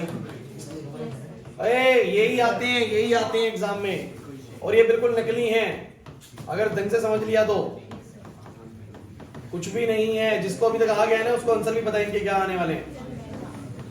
मेरी बात सुनो, उसका सवाल ये है कि किसी एटम के अंदर किसी एटम में ऐसे कितने इलेक्ट्रॉन हो सकते हैं जिनके पास n3 होगा? मुझे बताना n3 किन के पास होगा? इसके पास, इसके पास, इसके पास, बस इन्हीं के पास होते हैं n3। अरे और किसके पास n3 है? और किसी के पास है क्या? तो मुझे बताओ ऐसे कितने इलेक्ट्रॉन है जिनके पास n3 होगा? 2 इसके पास भरे जाते हैं, 6 इसके पास भरे जाते हैं और 10 इसके पास भरे जाते हैं। काउंट करो ना, अरे 10 उसमें होंगे सबका n3 होगा, 6 इसमें होंगे सबका n3 होगा, 2 इसमें होंगे सबका n3 होगा। तो टोटल इलेक्ट्रॉन्स कितने हो गए? तो टोटल इलेक्ट्रॉन्स हो गए 2 + 6 + 10, 18 इलेक्ट्रॉन्स ऐसे होते हैं जिनका n3 होता है। क्लियर हुआ कि नहीं हुआ? लेकिन उसने सेकंड क्वेश्चन में ट्विस्ट कर दिया, उसने बोला कि कितने ऐसे इलेक्ट्रॉन जिनका n3 होगा, l1 होगा। अब n3 और l1 तो 3p है, N 3 और L 1 तो 3p हो गया। अब 3p में कितने होते हैं? 6 होंगे। कितने होते बोलो? तो जब उसने बोल दिया ना कि L1 तो मतलब ये वाला नहीं ले सकता, ये वाला नहीं ले सकता, तो बस उसने बोला कि 3p के मतलब कितने आएंगे बोलो? 6 इलेक्ट्रॉन आएंगे। समझ नहीं आ रहा ना कुछ भी? नहीं आ रहा समझ में? दिवांशु क्लियर है? नहीं आ रहा समझ में? अरे तुमसे पूछो दिवांशु, तुम्हारा दिवांशु है ना? हाँ तुमसे ही पूछ रहा हूँ, मेरे को लग रहा है मैं नाम ही गलत बोल रहा हूँ मैच की तरह। क्लियर है अक्षत? चलो चलो N4 बातें नहीं N4 L2 लेकिन Ml-1 बढ़िया है भाई, बढ़िया है। N4 L2 अब ये 4D है, N4 L2 4D है। अब 4D में कितने आते हैं? 10। 4D में कितने आते हैं? लेकिन उसने वो बोला है Ml भी -1 होगा। बहुत बढ़िया था, 2 ही इलेक्ट्रॉन होंगे, Ml -1 होगा। आपको पता है -2 -1 0 1 और 2 -1 वाले बस 2 होंगे। -1 वाले उसने Ml भी सिग्निफाई कर दिया कि Ml -1 है, तो बस ऐसे 2 ही इलेक्ट्रॉन होंगे जिनका N4 L2 Ml -1 होगा। थोड़ा सा सिग्निफाई करे जा रहा हूं, नहीं आ रही बात समझ में? ऐसे 2 होंगे सर। चौथे वाला कौन बताएगा? N4 Ms plus half. Sir N4 के पहले देखो कितने इलेक्ट्रॉन्स होंगे। सर N4 के देखो 2 s के 6 10 14 32 इलेक्ट्रॉन है जिनका N4 है। 32 इलेक्ट्रॉन जिनका N, लेकिन आप भूलिए मत कि 32 में से 16 क्लॉकवाइज होंगे। 16 उसने बोला था क्लॉकवाइज वाले कितने जिनका N4 है, तो सर ऐसे 16 होंगे। कितने होंगे बोलो? अब और समझ बढ़ेगी आपकी क्वांटम नंबर्स को लेके। मेरा आपसे ये पूछना है, बस मुझे तुम ये बताओ, आज की अभी ये खत्म हो गया, मैं बस आप लोगों से ये पूछ रहा हूँ कि अभी तक मैंने जितना भी तुम्हें बताया, स्टार्टिंग से सुनते रहना मैं क्या बोल रहा हूँ, 2 मिनट करके आता है। मैंने ऑर्बिट और ऑर्बिटल में फर्क समझाया, वो तो अब क्लियर ही हो गया होगा। ऑर्बिट पाथ होता है, ऑर्बिटल क्या होता है? रीजन या स्पेस होता है। अब इलेक्ट्रॉन्स रीजन या स्पेस में घूमते हैं, यानी ऑर्बिटल्स में घूमते हैं। अभी ऑर्बिटल्स कैसे कैसे हो सकते हैं बोलो? स्फेरिकल, डंबल, डबल डंबल, है ना? तो स्फेरिकल में एस ऑर्बिटल, डंबल में पी ऑर्बिटल, डबल डंबल में डी ऑर्बिटल। उसके बाद मैंने आप लोगों को बोला इनका क्या बताया बच्चों? इनका मैंने आप लोगों को शेप सिखाया। शेप आप लोगों को आनी चाहिए, पहले चीज जहां से क्वेश्चन बनने वाला है। कर दोगे ये चीज? उसके बाद मैंने आप लोगों को क्या बताया? इलेक्ट्रॉनिक कॉन्फ़िगरेशन लिखना कैसे होता है, तो आपको ये ऑर्डर बस लिखना आना चाहिए बच्चों। अगर आपको लिखना आ गया तो इलेक्ट्रॉन भर दोगे आप लोग, पहले 1s में, फिर 2s में, फिर 2p में, फिर 3s में, फिर 3p में। S में 2 जाएंगे, P में 6 जाएंगे, D में 10 जाएंगे, F में 14 इलेक्ट्रॉन जाएंगे। भरने आने चाहिए, डब्बे भरने आने चाहिए। क्लियर है? मेरे को लगता है भरने आ गए। उसके बाद क्या आप लोगों को क्वांटम नंबर समझ में आए? हर एक इलेक्ट्रॉन का, आयरन में अगर 26 इलेक्ट्रॉन है तो 26 के 26 इलेक्ट्रॉन का आइडेंटिटी बोलो क्या है? अलग है। Every electron has a different identity. Some are present in the s orbital, some are present in the p orbital. If both are present in the p orbital तो ओरिएंटेशन अलग होगा, कोई px पे कोई py पे। अगर both px में भी है तो एक क्लॉकवाइज होगा, एक तो इसका मतलब every electron has a different quantum number ना। सारे चारों क्वांटम नंबर सेम नहीं हो सकते, सबका आइडेंटिटी अलग है। तो क्वांटम नंबर्स उनकी आइडेंटिटी बताते हैं हमें। क्लियर है? तो मैं अगर तुम्हें कोई भी ऐसा बना के दे दूं तुम उसकी मेरे को आइडेंटिटी बता दोगे चारों के चारों, या फिर अगर मैं तुम्हें ये 4 चीजें दे दूं तुम इलेक्ट्रॉन पहचान लोगे कौन सा है? बात वही है बच्चों। क्लियर होता है कि नहीं होता? नहीं आ रही बात समझ में? अब बहुत जरूरी जो क्वेश्चन आता है वो एग्जाम में ये आता है कि बताओ प्रिंसिपल क्वांटम नंबर क्या सिग्निफाई करता है, क्या बताता है? एजीम्यूथल क्या बताता है? तो एजीम्यूथल से शेप पता लगती है। मैग्नेटिक ऑर्बिटल क्वांटम नंबर से ये भी पता लग जाता है कि वो ओरिएंटेशन कैसा है, एक्स एक्सिस पे या वाई पे या जेड पे। नहीं आ रहा समझ? और एमएस से क्या पता लगता है बोलो? स्पिन पता लगती है। क्लियर हो रहा है कि नहीं हो रहा? तो अगर क्वांटम नंबर समझ में आ गए तो फिर रूल किसी को दिक्कत नहीं करते हैं कि पॉली कहता है कि चारों क्वांटम नंबर एक जैसे नहीं हो सकते, 2 इलेक्ट्रॉन के। क्लियर होता है? हंस कहता है कि पी और डी को भरते वक्त कोई भी पहले पेयर नहीं होगा जब तक सिंगल ऑक्यूपाइड नहीं हो जाएंगे सारे। और आप वो बोलता है कि इंक्रीजिंग ऑर्डर ऑफ एनर्जी में भरा जाएगा। समझ में आ रहा है? तो फिर इस टाइप का अगर तुम्हें क्वेश्चन करना आ ही गया है तो फिर क्वांटम नंबर से आप लोग ज्यादा नहीं फंसने वाले। एक बात अगर आपको लगता है कि आप सीख सकते हो, बहुत छोटी सी चीज बोलूंगा बस मैं आप लोगों को। आप लोगों को कभी किसी ने बोल दिया ना कि मुझे, अरे 2 छोटी सी चीज सुन लो बस, 20 पे ब्रेक दूंगा, चिंता मत करो। एनर्जी ऑफ ऑर्बिटल किसी ने पूछ लिया, सीधा फॉर्मूला याद करो n+l, खत्म। 1 मार्क क्वेश्चन आएगा, अगर आया तो 1 मार्क क्वेश्चन। किसी भी ऑर्बिटल की एनर्जी पूछो, बोलो 1s की पूछी, बोलो एनर्जी, अरे बोलो एनर्जी 1s की, n1 l0 1 आएगी। चलो बोलो 5d की बताओ, अरे 5d की n5 d2 7 आएगी सर, कर लो n+l। एनर्जी ऑफ ऑर्बिटल क्या होता है? n+l। एक चीज सुन लो और सुनो क्या है, नंबर ऑफ, मैंने बहुत पेपर में नोट्स का क्वेश्चन देखा, बहुत पेपर में स्कूलों में नोट्स के ऊपर क्वेश्चन पूछा जाता है और इतना इजी क्वेश्चन होता है, जैसा बता रहा हूं बस वैसे याद कर लो। ऐसे याद करो, किसी भी ऑर्बिटल के टोटल नंबर ऑफ नोड्स क्या होते हैं वो सुनो।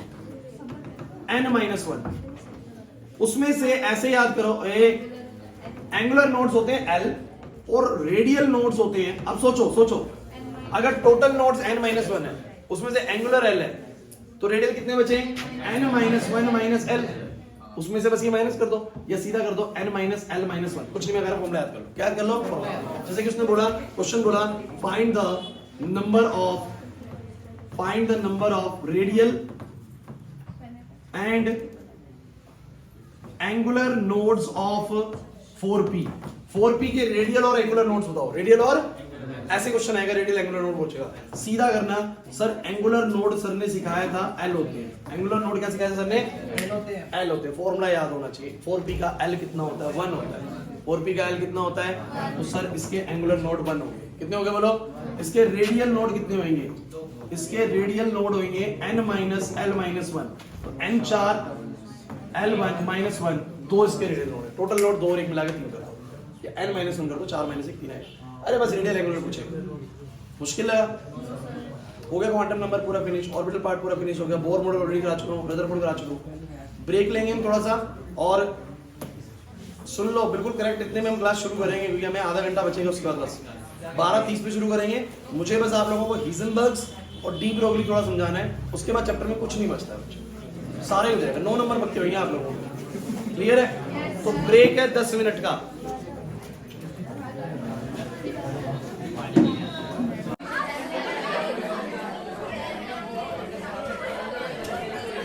चलो भाई क्लास, बस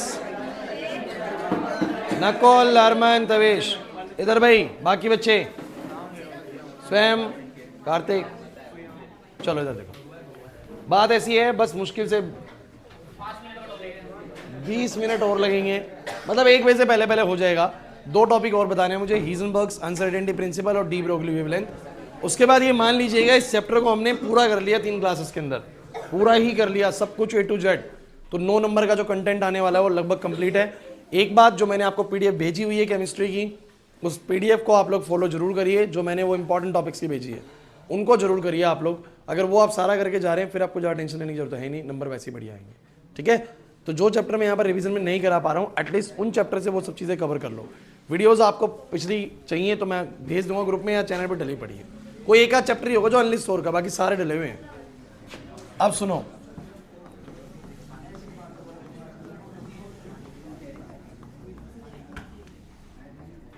हीजनबर्ग्स अनसर्टेनिटी प्रिंसिपल सुन लो भाई। अब ये जो टॉपिक है ना भाई, बहुत ज्यादा आता है एग्जाम के अंदर, बहुत ज्यादा आएगा। 2 नंबर में बनेगा, स्टेटमेंट बनेगा या कुछ और चीज पूछेगा आप लोगों से। तो 2 बड़े छोटे छोटे टॉपिक हैं, क्योंकि टीचर को भी पता है बच्चा क्वांटम नंबर वगैरह ढंग से कवर करके आता ही है, कुछ एक आध चीज थोड़ी सी वो अलग भी देता है टॉपिक में। तो हीजनबर्ग्स का टॉपिक है बड़ा इंपॉर्टेंट। अब सुन लो क्या है ये, क्या कहता है, इसका कहना ये है कि अगर कोई पार्टिकल बहुत फास्ट मूविंग है, बहुत फास्ट मूविंग है, तो उसकी एग्जैक्ट पोजीशन पता लगा पाना किसी पर्टिकुलर समय पे कि वो यहां पर है, और उसकी एग्जैक्ट वेलोसिटी पता लगा पाना, दोनों चीजें एक साथ पता लगा पाना संभव। अब ये क्यों नहीं है वो वाली बात पे हम नहीं जाएंगे, बस इनकी बात को सुनना। बस क्या बोलता है, इट इज इम्पॉसिबल, इसकी स्टेटमेंट याद करिएगा, it is impossible to determine, it is impossible to determine the exact position and exact velocity of a very fast moving particle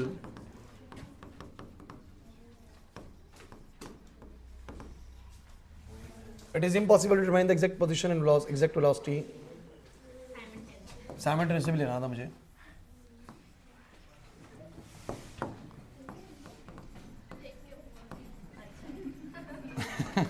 simultaneously of a very fast moving particle. इनका ये कहना है कि एक बहुत ही तेज चलते हुए पार्टिकल की एक ही समय पर उसकी एग्जैक्ट पोजीशन बता पाना और उसकी एग्जैक्ट वेलोसिटी बता पाना इम्पॉसिबल है। दोनों मतलब बिल्कुल सही बता पाना इम्पॉसिबल है। इसलिए उन्होंने अपने कॉन्सेप्ट में एक टर्म यूज किया, अनसर्टेन। अनसर्टेन होता है जिन चीजों के लिए हम श्योर नहीं होते, सर्टेन वो जो हमें पता है, अनसर्टेन जो हमें नहीं पता है। क्लियर हो रहा है कि नहीं हो रहा? तो मेरी बात को समझने की कोशिश करना। तो एक बहुत तेज कोई चीज अगर चल रही है और उसकी मैं पोजीशन बोलूं यहां पर है, मैं बोलूं उसकी वेलोसिटी इतनी है, तो वो कहता है कि अगर बहुत तेज कोई पार्टिकल है तो उसकी एग्जैक्ट वेलोसिटी और एग्जैक्ट पोजीशन आप लोग दोनों एक साथ नहीं बता पाएंगे। लेकिन अगर आप लोग मान लीजिए कि बताते हैं, आप लोग बताते हैं कि इसकी पोजीशन ये है, तो जो उसकी पोजीशन में कुछ एरर होगा, पोजीशन में एरर क्या, मान लो वो यहां था और आप मतलब यहां था, आपने यहां बता दिया, तो पोजीशन में कुछ एरर है डेल्टा एक्स का, क्या है बोलो, डेल्टा की पोजीशन में इतना सा एरर है। वेलोसिटी में भी कुछ एरर है, मान लो डेल्टा वी का, थी इतनी आपने बता उतनी दी, मान लो थी भाई 50 और आपने बता दी 51, थी 50 आपने बता दी, स्पीड कितनी बोलो 51, तो वेलोसिटी में कितने का चेंज है बोलो, 1 का चेंज है। तो कहना चाह रहा है कि अगर आप दोनों चीज डिटरमाइन करते हैं, बातें नहीं इधर, तो जो अनसर्टेनिटी आएगी पोजीशन में और जो अनसर्टेनिटी किसमें होगी बोलो, वेलोसिटी में, मतलब जो एरर पोजीशन में होगा और जो एरर किसमें होगा, वेलोसिटी में, वो हर बार इस वैल्यू से बड़ा आएगा, h अपॉन में 4 पाई m से। सुन लीजिए क्या कहना चाह रहा हूं मैं, ये जो डेल्टा x क्या है बोलो, this is nothing but it is the uncertainty in position, या आप बोल सकते हो error in position. We expect the position to be here but it is somewhere else, ना कहीं और है, तो पोजीशन में कुछ एरर है डेल्टा एक्स, हम वेलोसिटी बोल रहे हैं इतनी बट कुछ और होगी वेलोसिटी, क्योंकि हमने बोला कि दोनों चीजें एक साथ नहीं बता पाओगे बहुत फास्ट मूविंग पार्टिकल की, तो कुछ ना कुछ एरर होने के चांसेस है। तो जो अनसर्टेनिटी पोजीशन में होगी और जो अनसर्टेनिटी किसमें होगी बोलो, वेलोसिटी में, जो अनसर्टेनिटी वेलोसिटी में होगी, अनसर्टेनिटी इन वेलोसिटी, ढंग से सुन लीजिए, ये हमेशा बड़ी होगी या बराबर होगी एटलीस्ट किसके बोलो, h अपॉन 4 पाई m के। m क्या है बोलो, mass of object, mass of object जो चल रहा है, और h क्या है बोलो, h है प्लैंक्स कांस्टेंट जिसका वैल्यू होता है 6.626 इंटू 10 की power minus 34 joule second unit भी होता है, वैसे आप वैल्यू याद कर लीजिए बस, हालांकि आपको मिलेगी ये वैल्यू। मैं क्या कहना चाह रहा हूं, अगर क्वेश्चन में आया सिर्फ एक नंबर में तो वो बोलेगा मुझे स्टेटमेंट और इसका एक्सप्रेशन लिख के दिखा दो, एक नंबर का क्वेश्चन और बहुत आता है, वो बोलेगा what is Heisenberg uncertainty principle, तो आप बोलेंगे according to this principle it states that for a very fast moving particle it is impossible to determine the exact position and exact velocity simultaneously, या ऐसे लिख दो, it is impossible to determine the exact position and exact velocity simultaneously for a very fast moving particle and if you do so, अगर आप ऐसा करते हैं तो जो एरर पोजीशन में आएगा, जो एरर वेलोसिटी में आएगा, उसका जो प्रोडक्ट आएगा वो ग्रेटर देन इक्वल टू आएगा h अपॉन 4 पाई है। अब मेन जो आता है ना उसके ऊपर एक न्यूमेरिकल भी आता है, वो न्यूमेरिकल क्या आता है, अच्छा एक बात और सुन लीजिए, एक बड़ा ही इंपॉर्टेंट क्वेश्चन इसमें से पूछते हैं, न्यूमेरिकल में कराऊंगा आप लोगों को, कहते हैं कि why Heisenberg's uncertainty principle has no significance for macroscopic particles. Macroscopic particles क्या होते हैं, मैक्रो मतलब होता है बड़े पार्टिकल, माइक्रो होता है छोटे पार्टिकल, मैक्रो क्या होता है बड़े, मतलब कह रहे हैं कि क्यों ये जो हीजनबर्ग्स का प्रिंसिपल है बड़े ऑब्जेक्ट्स के ऊपर कुछ खास काम नहीं करता। क्योंकि एक बात बताऊं मुझे, यहां से ट्रक जा रहा है, अब ट्रक बड़ा ऑब्जेक्ट है, बहुत बड़ा ऑब्जेक्ट है, इलेक्ट्रॉन के कंपैरेटिवली बहुत बड़ा ऑब्जेक्ट है, तो उसकी मैं एग्जैक्ट पोजीशन नहीं बता पाऊंगा और एग्जैक्ट वेलोसिटी बता पाऊंगा, तो ये बात ना बड़ी बेतुकी सी लगेगी कि बोलेंगे कि एक ट्रक की हम लोग एग्जैक्ट पोजीशन एग्जैक्ट वेलोसिटी क्यों नहीं बता सकते भाई। तो ये कहता है कि हमारा जो प्रिंसिपल है वो सिग्निफिकेंस किसके लिए रखता है बोलो, छोटे पार्टिकल्स के लिए। अगर छोटे पार्टिकल बहुत तेज चल रहे हैं तो उसकी एग्जैक्ट वेलोसिटी और एग्जैक्ट पोजीशन एक साथ। अब इसीलिए उन्होंने क्या बताया, जरा फॉर्मूले में ध्यान भी दोगे तो समझ में आएगा, फॉर्मूले में मास इनवर्सली है, कैसे बोलो, इसका मतलब क्या है, अगर मास बड़ा हुआ, सोचो जरा, अगर मास क्या हुआ, सोचो ना, अगर ये वाली चीज बड़ी हुई, मास बड़ी हुई, तो ये वाली चीज क्या आएगी, छोटी, ये वाली चीज क्या आएगी, अरे यार नहीं आ रहा समझ, अरे देखो ना फॉर्मूला क्या है, फॉर्मूला है ये, तो आप लोग क्या बोलोगे इसमें, अगर मास बड़ा हुआ for macroscopic bodies, for macroscopic objects mass is greater and hence uncertainty are negligible in position and velocity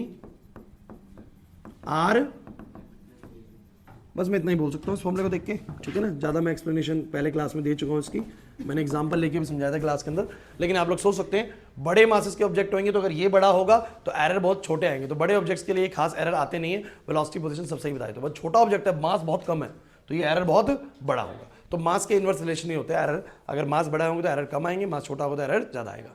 नहीं आया ना समझ में, पक्का आ गया समझ में। अब इसका ना एक बड़ा ही फेमस क्वेश्चन है, फेमस इसलिए बोलता हूँ कि बहुत बार आता है ना, तो वो मैं आपको करा देता हूँ सीधा इसका।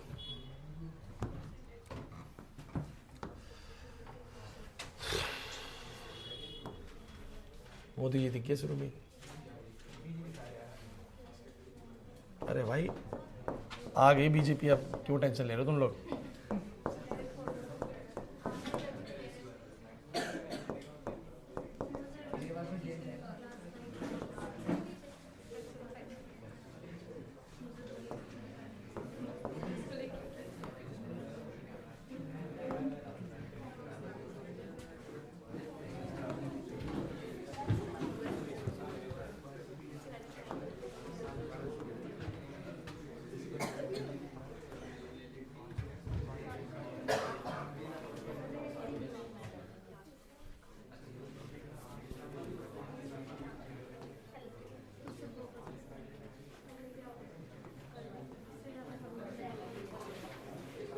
देख रहे हो शेप, सब करवा दिए शेप वगैरह आपको।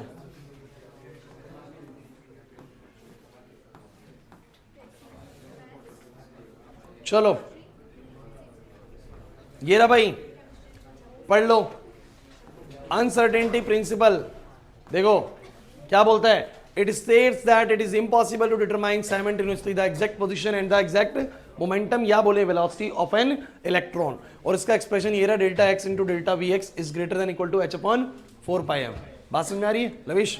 ठीक है। और सिग्निफिकेंस इसका जो है वो किसके लिए, सिर्फ और सिर्फ माइक्रो ऑब्जेक्ट्स के लिए, मैक्रो के लिए, क्योंकि मैक्रो ऑब्जेक्ट्स होंगे तो उनका मास बड़ा होता है। तो कहता है the effect of the Heisenberg uncertainty principle is significant only for the motion of the microscopic object and is negligible for that of the macroscopic object. क्योंकि मैक्रोस्कोपिक का मास बड़ा होगा तो एरर बहुत छोटा आएगा। देखो इतना छोटा आता है, 10 की पावर -28 में एरर, बहुत ही छोटा एरर है। ठीक है ना, तो समझ में आ गया सारा कुछ मामला। अब समझो क्वेश्चन क्या है। ये इसका ना जो क्वेश्चन है ये भी ठीक है वो भी ठीक है, दोनों ही क्वेश्चन ठीक है। दोनों करा दूं? आ जाओ पहले देखो, चलो ठीक है 16 15वां देख लो पहले, आ जाओ 15वां प्रॉब्लम नंबर 15 देखो क्या है। अब microscope using the suitable photons is employed to locate an electron in an atom within a distance of 0.1 angstrom. ये क्या बोल रहे हैं, थोड़ा सा आपको उसके लिए, जब मैंने स्टार्टिंग में वो ऑर्बिटल्स वाला कॉन्सेप्ट समझा रखा है ना कि ऑर्बिटल्स को इलेक्ट्रॉन्स को लोकेट कैसे करा था, फोटोन्स डाल के लोकेट करा था, याद करो। तो अभी जिनको ना समझ में आया वो इतना समझोगे, क्वेश्चन अगर आएगा तो वो बस ये बोलना चाह रहे हैं कि हमने किसी इलेक्ट्रॉन को लोकेट करा, लेकिन हमें बिल्कुल नहीं पता कि वो एग्जैक्टली कहां पर, तो हम बोलते विद इन दिस डिस्टेंस है, विद इन दिस डिस्टेंस है। मान लीजिए कि मैं क्रिकेट खेल रहा हूं, बॉल कहीं खो गई है तो नहीं मिल रही है, तो मैं अपने दोस्तों को ये कहूं कि with in this distance he ball यहां पर पड़ी हुई है, इतने ही रेंज के अंदर पड़ी हुई है। तो वो आपको बस ये बताना चाह रहा है कि इतनी दूरी के अंदर अंदर इलेक्ट्रॉन कहीं है, 0.1 एंगस्ट्रॉम के अंदर अंदर ही बोलो क्या है, इलेक्ट्रॉन लोकेट हो रहा है, मतलब इसी के बीच में कहीं पर भी होगा। तो मुझे बताइए मैक्सिमम अनसर्टेनिटी कितनी आ सकती है, एरर कितना आ सकता है, 0.1 एंगस्ट्रॉम का। समझो मेरी बात को, समझो मेरी बात को। 0.1 एंगस्ट्रॉम का मतलब हो गया 0.1 इंटू में क्या, 10 की पावर -10 मीटर। क्वेश्चन पढ़ो दोबारा से। एक माइक्रोस्कोप ने जिसने using suitable photons is employed to locate an electron in an atom within a distance of 0.1 angstrom. उसने एक इलेक्ट्रॉन को लोकेट तो करा बट विद इन कितने डिस्टेंस करा, बोलो 0.1 एंगस्ट्रॉम की इसी रेंज में करा उसने, तो मैक्सिमम एरर इतना ही हो सकता है। What is the uncertainty involved in the measurement of its velocity. बताइए वेलोसिटी की अनसर्टेनिटी कितनी हो सकती है, बातें नहीं भाई। अगर पोजीशन की अनसर्टेनिटी इतनी तो वेलोसिटी की अनसर्टेनिटी कितनी हो सकती है। तो 0.1 आएगा, बिल्कुल यही क्वेश्चन आएगा अगर आया तो 0.1 की अनसर्टेनिटी पोजीशन में है, वेलोसिटी में पूछ रहा है। सिंपल बात आप लोगों को क्या करनी है, अच्छा कुछ चीजें वो क्वेश्चन में जरूर देगा, जैसे कि मास ऑफ इलेक्ट्रॉन देगा आप लोगों को, पक्का चिंता नहीं करनी है।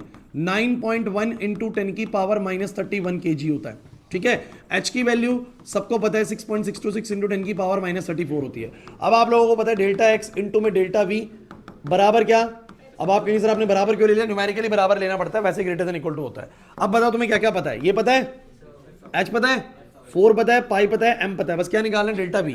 तो पेपर में अगर कैलकुलेशन मुश्किल लगे तो सिर्फ इतना काम करना है, h अपॉन में 4 पाई m डेल्टा x, h की वैल्यू 6.626 इंटू 10 की पावर -34, 4 पाई की वैल्यू 3.14, मास की वैल्यू 9.1 इंटू 10 की पावर -31, इसकी वैल्यू 0.1 इंटू 10 की पावर -10। सॉल्व कर सको तो कर लेना, कोई ज्यादा बड़ी चीज भी नहीं है, 10 की पावर्स वैसे हो जाएंगी सॉल्व, और यहाँ पर 6.626 इन नंबर से डिवाइड हो जाएगा, पहले नीचे मल्टीप्लाई करके। तो अगर आप कर सको तो कर लेना, नहीं तो फिर यहाँ पर आप ऐसे छोड़ देना, ठीक है। तो आप लोगों को आधा नंबर कट के नंबर मिल जाएगा, सिंपल यही होता है। हाँ अगर आप पूरा कर सको तो बहुत ही बढ़िया, समझ आ रहा है। लेकिन करना ऐसे था भाई, ये मिला हुआ था, बाकी सब करना था। लेकिन जो सबसे ज्यादा आने वाला क्वेश्चन है, सबसे ज्यादा जो क्वेश्चन देखा गया अनसर्टेनिटी से आया, वो गोल्फ बॉल वाला है भाई। यही आता है, अगर आया तो यही आएगा भाई। सुन लीजिए, अब इस क्वेश्चन को सुन लो भाई, ये अच्छे से कर लो भाई, बातें नहीं, चुप रहो। ये क्या कहता है, एक गोल्फ बॉल है जिसका मास 40 ग्राम है, एक गोल्फ बॉल है जिसका मास 40 ग्राम है। अच्छा केजी में जरूर करना है आप लोगों को, तो 0.04 केजी हो जाएगा। केजी में करना आता है? अरे 1000 से डिवाइड कर देंगे। तो एक गोल्फ बॉल है जिसका मास इतना है, उसकी स्पीड कितनी है बोलो? 45 मीटर पर सेकेंड की उसकी स्पीड है। If the speed can be, अब देखो क्या बोल रहा है, अब देखो, if the speed can be measured with in accuracy of 2%, calculate the uncertainty in position. Shivam, सबसे पहले चीज तो ये समझ जाओ कि इसमें करना क्या कैलकुलेट है, अनसर्टेनिटी इन पोजीशन कैलकुलेट करना है। और उसने एक शब्द यूज किया क्वेश्चन में, इस बॉल का मास इतना है, उसकी स्पीड इतनी है, बट स्पीड को 2% एक्यूरेट करके मेजर किया गया। पढ़ो जरा, if the speed can be measured with in accuracy of 2%, इसको 2%, और 2% एक्यूरेट करने का मतलब ये होता है 2% ज्यादा भी हो सकती है, इससे 2% कम भी हो सकती है। मतलब वेलोसिटी में कितने का अनसर्टेनिटी है हमारे पास? 2% ऑफ 45, 2% ऑफ। जब कोई बोलता है ना कि 2% की एक्यूरेसी इसमें हो सकती है, तो वो बोलना ये चाह रहा है कि जितना हम वैल्यू बता रहे हैं वेलोसिटी का, वो 2% ऊपर नीचे हो सकता है। मतलब कितना वेलोसिटी में अनसर्टेन है हम बोलो, तो 2 बाय में 100 गुना में 45, दिस इज 90 बाय में 100, दिस इज 0.90। नहीं समझे मेरी बात को? तो वो 0.90 मीटर पर सेकंड ज्यादा भी हो सकती है, 0.90 मीटर पर सेकंड कम भी हो सकती है। ये उसकी वेलोसिटी की अनसर्टेनिटी। क्वेश्चन अच्छा है भाई, 45 की स्पीड है लेकिन 2% की एक्यूरेसी करके मेजर किया गया। इसका मतलब कि 2% उसमें एरर है, तो वेलोसिटी का एरर कितना आ गया? 2% ऑफ 45, तो इतना तो वेलोसिटी का एरर आ गया। पोजीशन का एरर पूछ रहा है, हमने कहा हमें फॉर्मूला पता है, डेल्टा एक्स बराबर डेल्टा वी बराबर में एच अपॉन में क्या बोलो 4πm। आप लोग बोलेंगे सर डेल्टा एक्स मुझे निकालना है, डेल्टा वी की वैल्यू 0.90 हो गई, एच की वैल्यू 6.626 × 10 की पावर -34 हो गई, 4 गुना में पाई 3.14 हो गया, मास 0.04 हो गया। सर सॉल्व करेंगे, डेल्टा एक्स निकल आएगा, डेल्टा एक्स निकल के आया 1.46 × 10 की पावर -33 मीटर। दिखाना भी चाह रहा है क्योंकि गोल्फ बॉल एक बड़ी बॉल होती है, मैक्रोस्कोपिक ऑब्जेक्ट है, इलेक्ट्रॉन जैसे छोटा ऑब्जेक्ट नहीं है, इसलिए अनसर्टेनिटी भी देखो कितनी छोटी आ रही है, दिखा भी रहा है। दिस इज नियरली 10 की power 8 times smaller than the diameter of the, ये तो छोड़ दो मत समझो तुम सिर्फ इतना ध्यान रखो, बहुत छोटी वैल्यू आई है अनसर्टेनिटी की। नहीं आई मेरी बात समझ में? पक्का? तो एक गोल्फ बॉल वाला क्वेश्चन कर लोगे नहीं कर लोगे अगर एग्जाम में आता है तो मुझे बताओ प्रॉपरली आपको हीजनबर्ग्स का प्रिंसिपल समझ में आ गया कि नहीं आ गया, कैसे करना है? कर लोगे? क्वेश्चन आएगा, 2 न्यूमेरिकल है, इनमें से कोई एक आने वाला है आप लोगों को। क्लियर है? लास्ट बात आज की, और उसके बाद हम क्लास फिनिश करेंगे बच्चों। ये है हमारी de Broglie wavelength.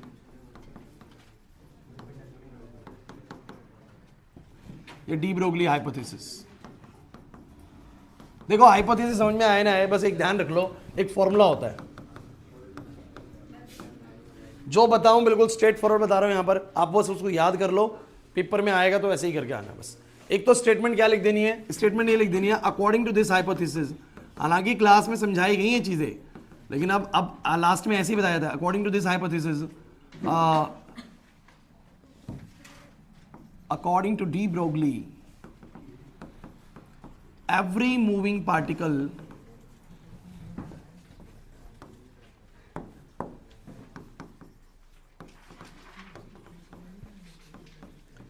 is associated with some wave like character। इनका कहना है कि हर एक मूविंग पार्टिकल के पास कुछ ना कुछ वेव जैसे बोलो क्या होते हैं, कैरेक्टर्स होते हैं। बस इतना ध्यान रख लो स्टेटमेंट इसकी, हर एक चलते हुए पार्टिकल के पास कुछ वेव जैसे फीचर्स होते हैं, वेव के पास जैसे फीचर्स होते हैं ना, छोड़ दो फीचर्स क्या होते हैं वो नहीं बनना, बस फॉर्मूला याद करो, सारी कहानी खत्म करो, इसके ऊपर आएगा तो न्यूमेरिकल आएगा। सब बच्चे याद करो, लैम्डा बराबर क्या होता है, एच अपॉन लैम्डा क्या है बोलो, वेवलेंथ। पक्का बता रहा हूं, अगर आया तो सीधा न्यूमेरिकल आने वाला है। एच बोलो क्या है, प्लैंक्स कांस्टेंट, जो वैल्यू हमें पता है एच की। एम क्या है, मास ऑफ बॉडी। वी बोलो क्या है, वेलोसिटी। तो वो तुम्हें बोलेगा कि एक ऑब्जेक्ट का मास इतना है, वो v वेलोसिटी से चल रहा है, बताइए उसका डी ब्रोगली वेवलेंथ कितना होगा। h अपॉन में क्या बोलो, mv। h अपॉन में क्या बोलो। एक बात लेकिन दिमाग में और सेट करिए, ये क्वेश्चन को कैसे घुमा सकता है। क्या तुम लोगों को फिजिक्स के अकॉर्डिंग याद है कि जो mv होता है मोमेंटम होता है, तो मैं क्या इसको p लिख सकता हूं? तो एक तो ये फॉर्मूला तो याद रखिए, लेकिन अगर उसने डायरेक्टली कभी मोमेंटम दे दिया, तो मोमेंटम mv को ही बोलते हैं। mv को ही बोलो क्या बोलते हैं, मोमेंटम, है ना। दूसरी चीज मैंने करा रखा है फिजिक्स के अंदर, अगर कभी कभी वो क्या करता है, इस इलेक्ट्रॉन की वेलोसिटी नहीं बताता, इस पार्टिकल की वेलोसिटी नहीं बताता, स्वयं इधर इस पार्टिकल की वेलोसिटी नहीं बताएगा, वो इसकी काइनेटिक एनर्जी बता देगा। क्या बता देगा बोलो, just use this formula directly. सारी बातें छोड़ देनी है और इसको याद कर लेना है। h अपॉन में √2mk। अगर इनके अलावा कुछ आए तो डी ब्रोगली से कुछ भी नहीं आएगा। मैं आपको बता रहा हूं यही चीज आने वाली है। के बोलो क्या है, मैं क्या कह रहा हूं दोबारा सुनो। अगर क्वेश्चन में मास और वेलोसिटी दिया हुआ, डी ब्रोगली वेवलेंथ पूछी, मास और डी ब्रोगली वेवलेंथ पूछी, कैसे निकालोगे? मास और वेलोसिटी रख के एच से डिवाइड कर दोगे। एच क्या है बताओ? Planck's constant. अरे वो जो 6.626 × 10⁻³ है। 2 मिनट ध्यान दे लो, क्वेश्चन बन जाएगा पेपर के अंदर। तो मास और वेलोसिटी अगर मिली हुई है, वैल्यू पुट करेंगे, आंसर आ जाएगा। अगर मान लो वो मास और वेलोसिटी ना देके सीधा उसकी काइनेटिक एनर्जी दे रहा है, क्या दे रहा है? तो बस यहां पर काइनेटिक एनर्जी पुट करेंगे, यहां पर मास 2 से मल्टीप्लाई करेंगे, रूट करेंगे, एच से डिवाइड करेंगे। हो सकता है पेपर में आप कैलकुलेशन इतनी टफ ना कर पाए, कोई दिक्कत नहीं है। आप बस वैल्यूज डाल के सॉल्व कुछ थोड़ा बहुत तो कर देना, ताकि आपको 3 नंबर के क्वेश्चन में 2.5 दे दे, 2 नंबर के में 1.5 दे दे। बस समझ में आ रही बात? बस ध्यान रखो, फॉर्मुला ही होता है। मैं तुम्हें दिखाता हूं जैसे कि इसका क्वेश्चन क्या है, कराऊंगा नहीं, बस इसे बोर्ड पे दिखा दूंगा आप लोगों को। देखो जरा, पहला पढ़ो क्वेश्चन नंबर 12। पढ़ना क्या बोलता है? एक डी ब्रोगली वेवलेंथ नहीं बोल रहा, वेवलेंथ बताओ। अगर बॉल का मास, वंश बॉल का मास 0.1 kg है, उसकी वेलोसिटी 10 मीटर पर सेकेंड है। बोलो क्या आंसर आएगा? बोलो क्या आंसर आएगा? मास दिया है, वेलोसिटी दिया है, h अपॉन में mv। You have h, you have mass, you have velocity. अब देखो यार क्या कैलकुलेशन है, 0.1 से 10 कट गया। बोलो आंसर कितना आ गया? 6.626 × 10⁻34। इतनी वेवलेंथ आ गई, कहानी खत्म। सही है। अगर मास और वेलोसिटी दिया है तो ऐसे करूंगा, ऐसे करूंगा। अगला सुनो, अगले में क्या दिया? मास दिया, काइनेटिक एनर्जी दी। बच्चों मास दिया और वेवलेंथ पूछी। इनका प्रोसीजर फॉलो मत कर लेना, कुछ समझ नहीं आएगा। इन्होंने बहुत अलग तरीके से करा, हम अलग तरीके से कर रहे हैं। तो इन्होंने दिया मास और काइनेटिक एनर्जी। अरे यार, मास और काइनेटिक एनर्जी देके वेवलेंथ पूछ रहा है, कौन सा फॉर्मूला लगाओगे? अरे बताओ कौन सा लगाओगे? मास और काइनेटिक एनर्जी। ये रहा मास, ये रही काइनेटिक एनर्जी, एच पता ही है, आ जाएगा आंसर। नहीं आया समझ में? आएगा, ये वाला भी आएगा। मास और काइनेटिक एनर्जी देके अगर वेवलेंथ पूछ रहा है तो ये रहा, मास और वेलोसिटी देके पूछ रहा है वो रहा। क्या दिक्कत है बताओ? क्वेश्चन में फॉर्मूला याद करना है बस आप लोगों को, यही है बस डी ब्रोगली वेवलेंथ। मोटे मोटे तौर पे मैंने सब कुछ बता दिया आप लोगों को, ठीक है ना? अगर आपको देखना है तो एक छोटी सी चीज दिखा देता हूं लास्ट में।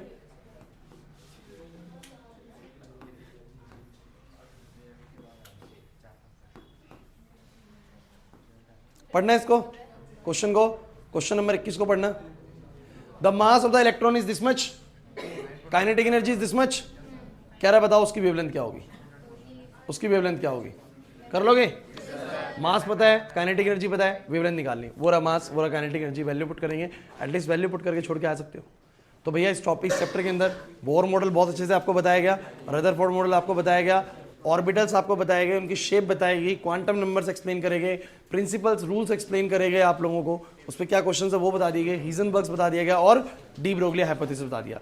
पूरे 9 नंबर का चैप्टर आप लोगों को पूरी तरीके से एक्सप्लेन कर दिया गया है। इससे पहले मैं आप लोगों को पिछले चैप्टर में लिमिटिंग रिएजेंट, स्टीशियोमेट्री, मोलैरिटी जरूरी क्वेश्चन सब कुछ रिवाइज करा चुका हूँ। 2 चैप्टर यानी 9 और 7 नंबर के चैप्टर हम लोगों ने रिवाइज कर लिए। क्लियर हो रहा है? अब अगर अगला चैप्टर आप लोग चाहते हो रिवाइज करना कोई, देखो मैं तो चाहूंगा आप हाइड्रोकार्बन से वापस आए, ऑर्गेनिक पे वापस आए। मैं हाँ केमिकल बॉन्डिंग इजी है। देखो मैं आपको बताता हूँ, एक मिनट सुनो, क्लास तो खत्म कर दी हमने।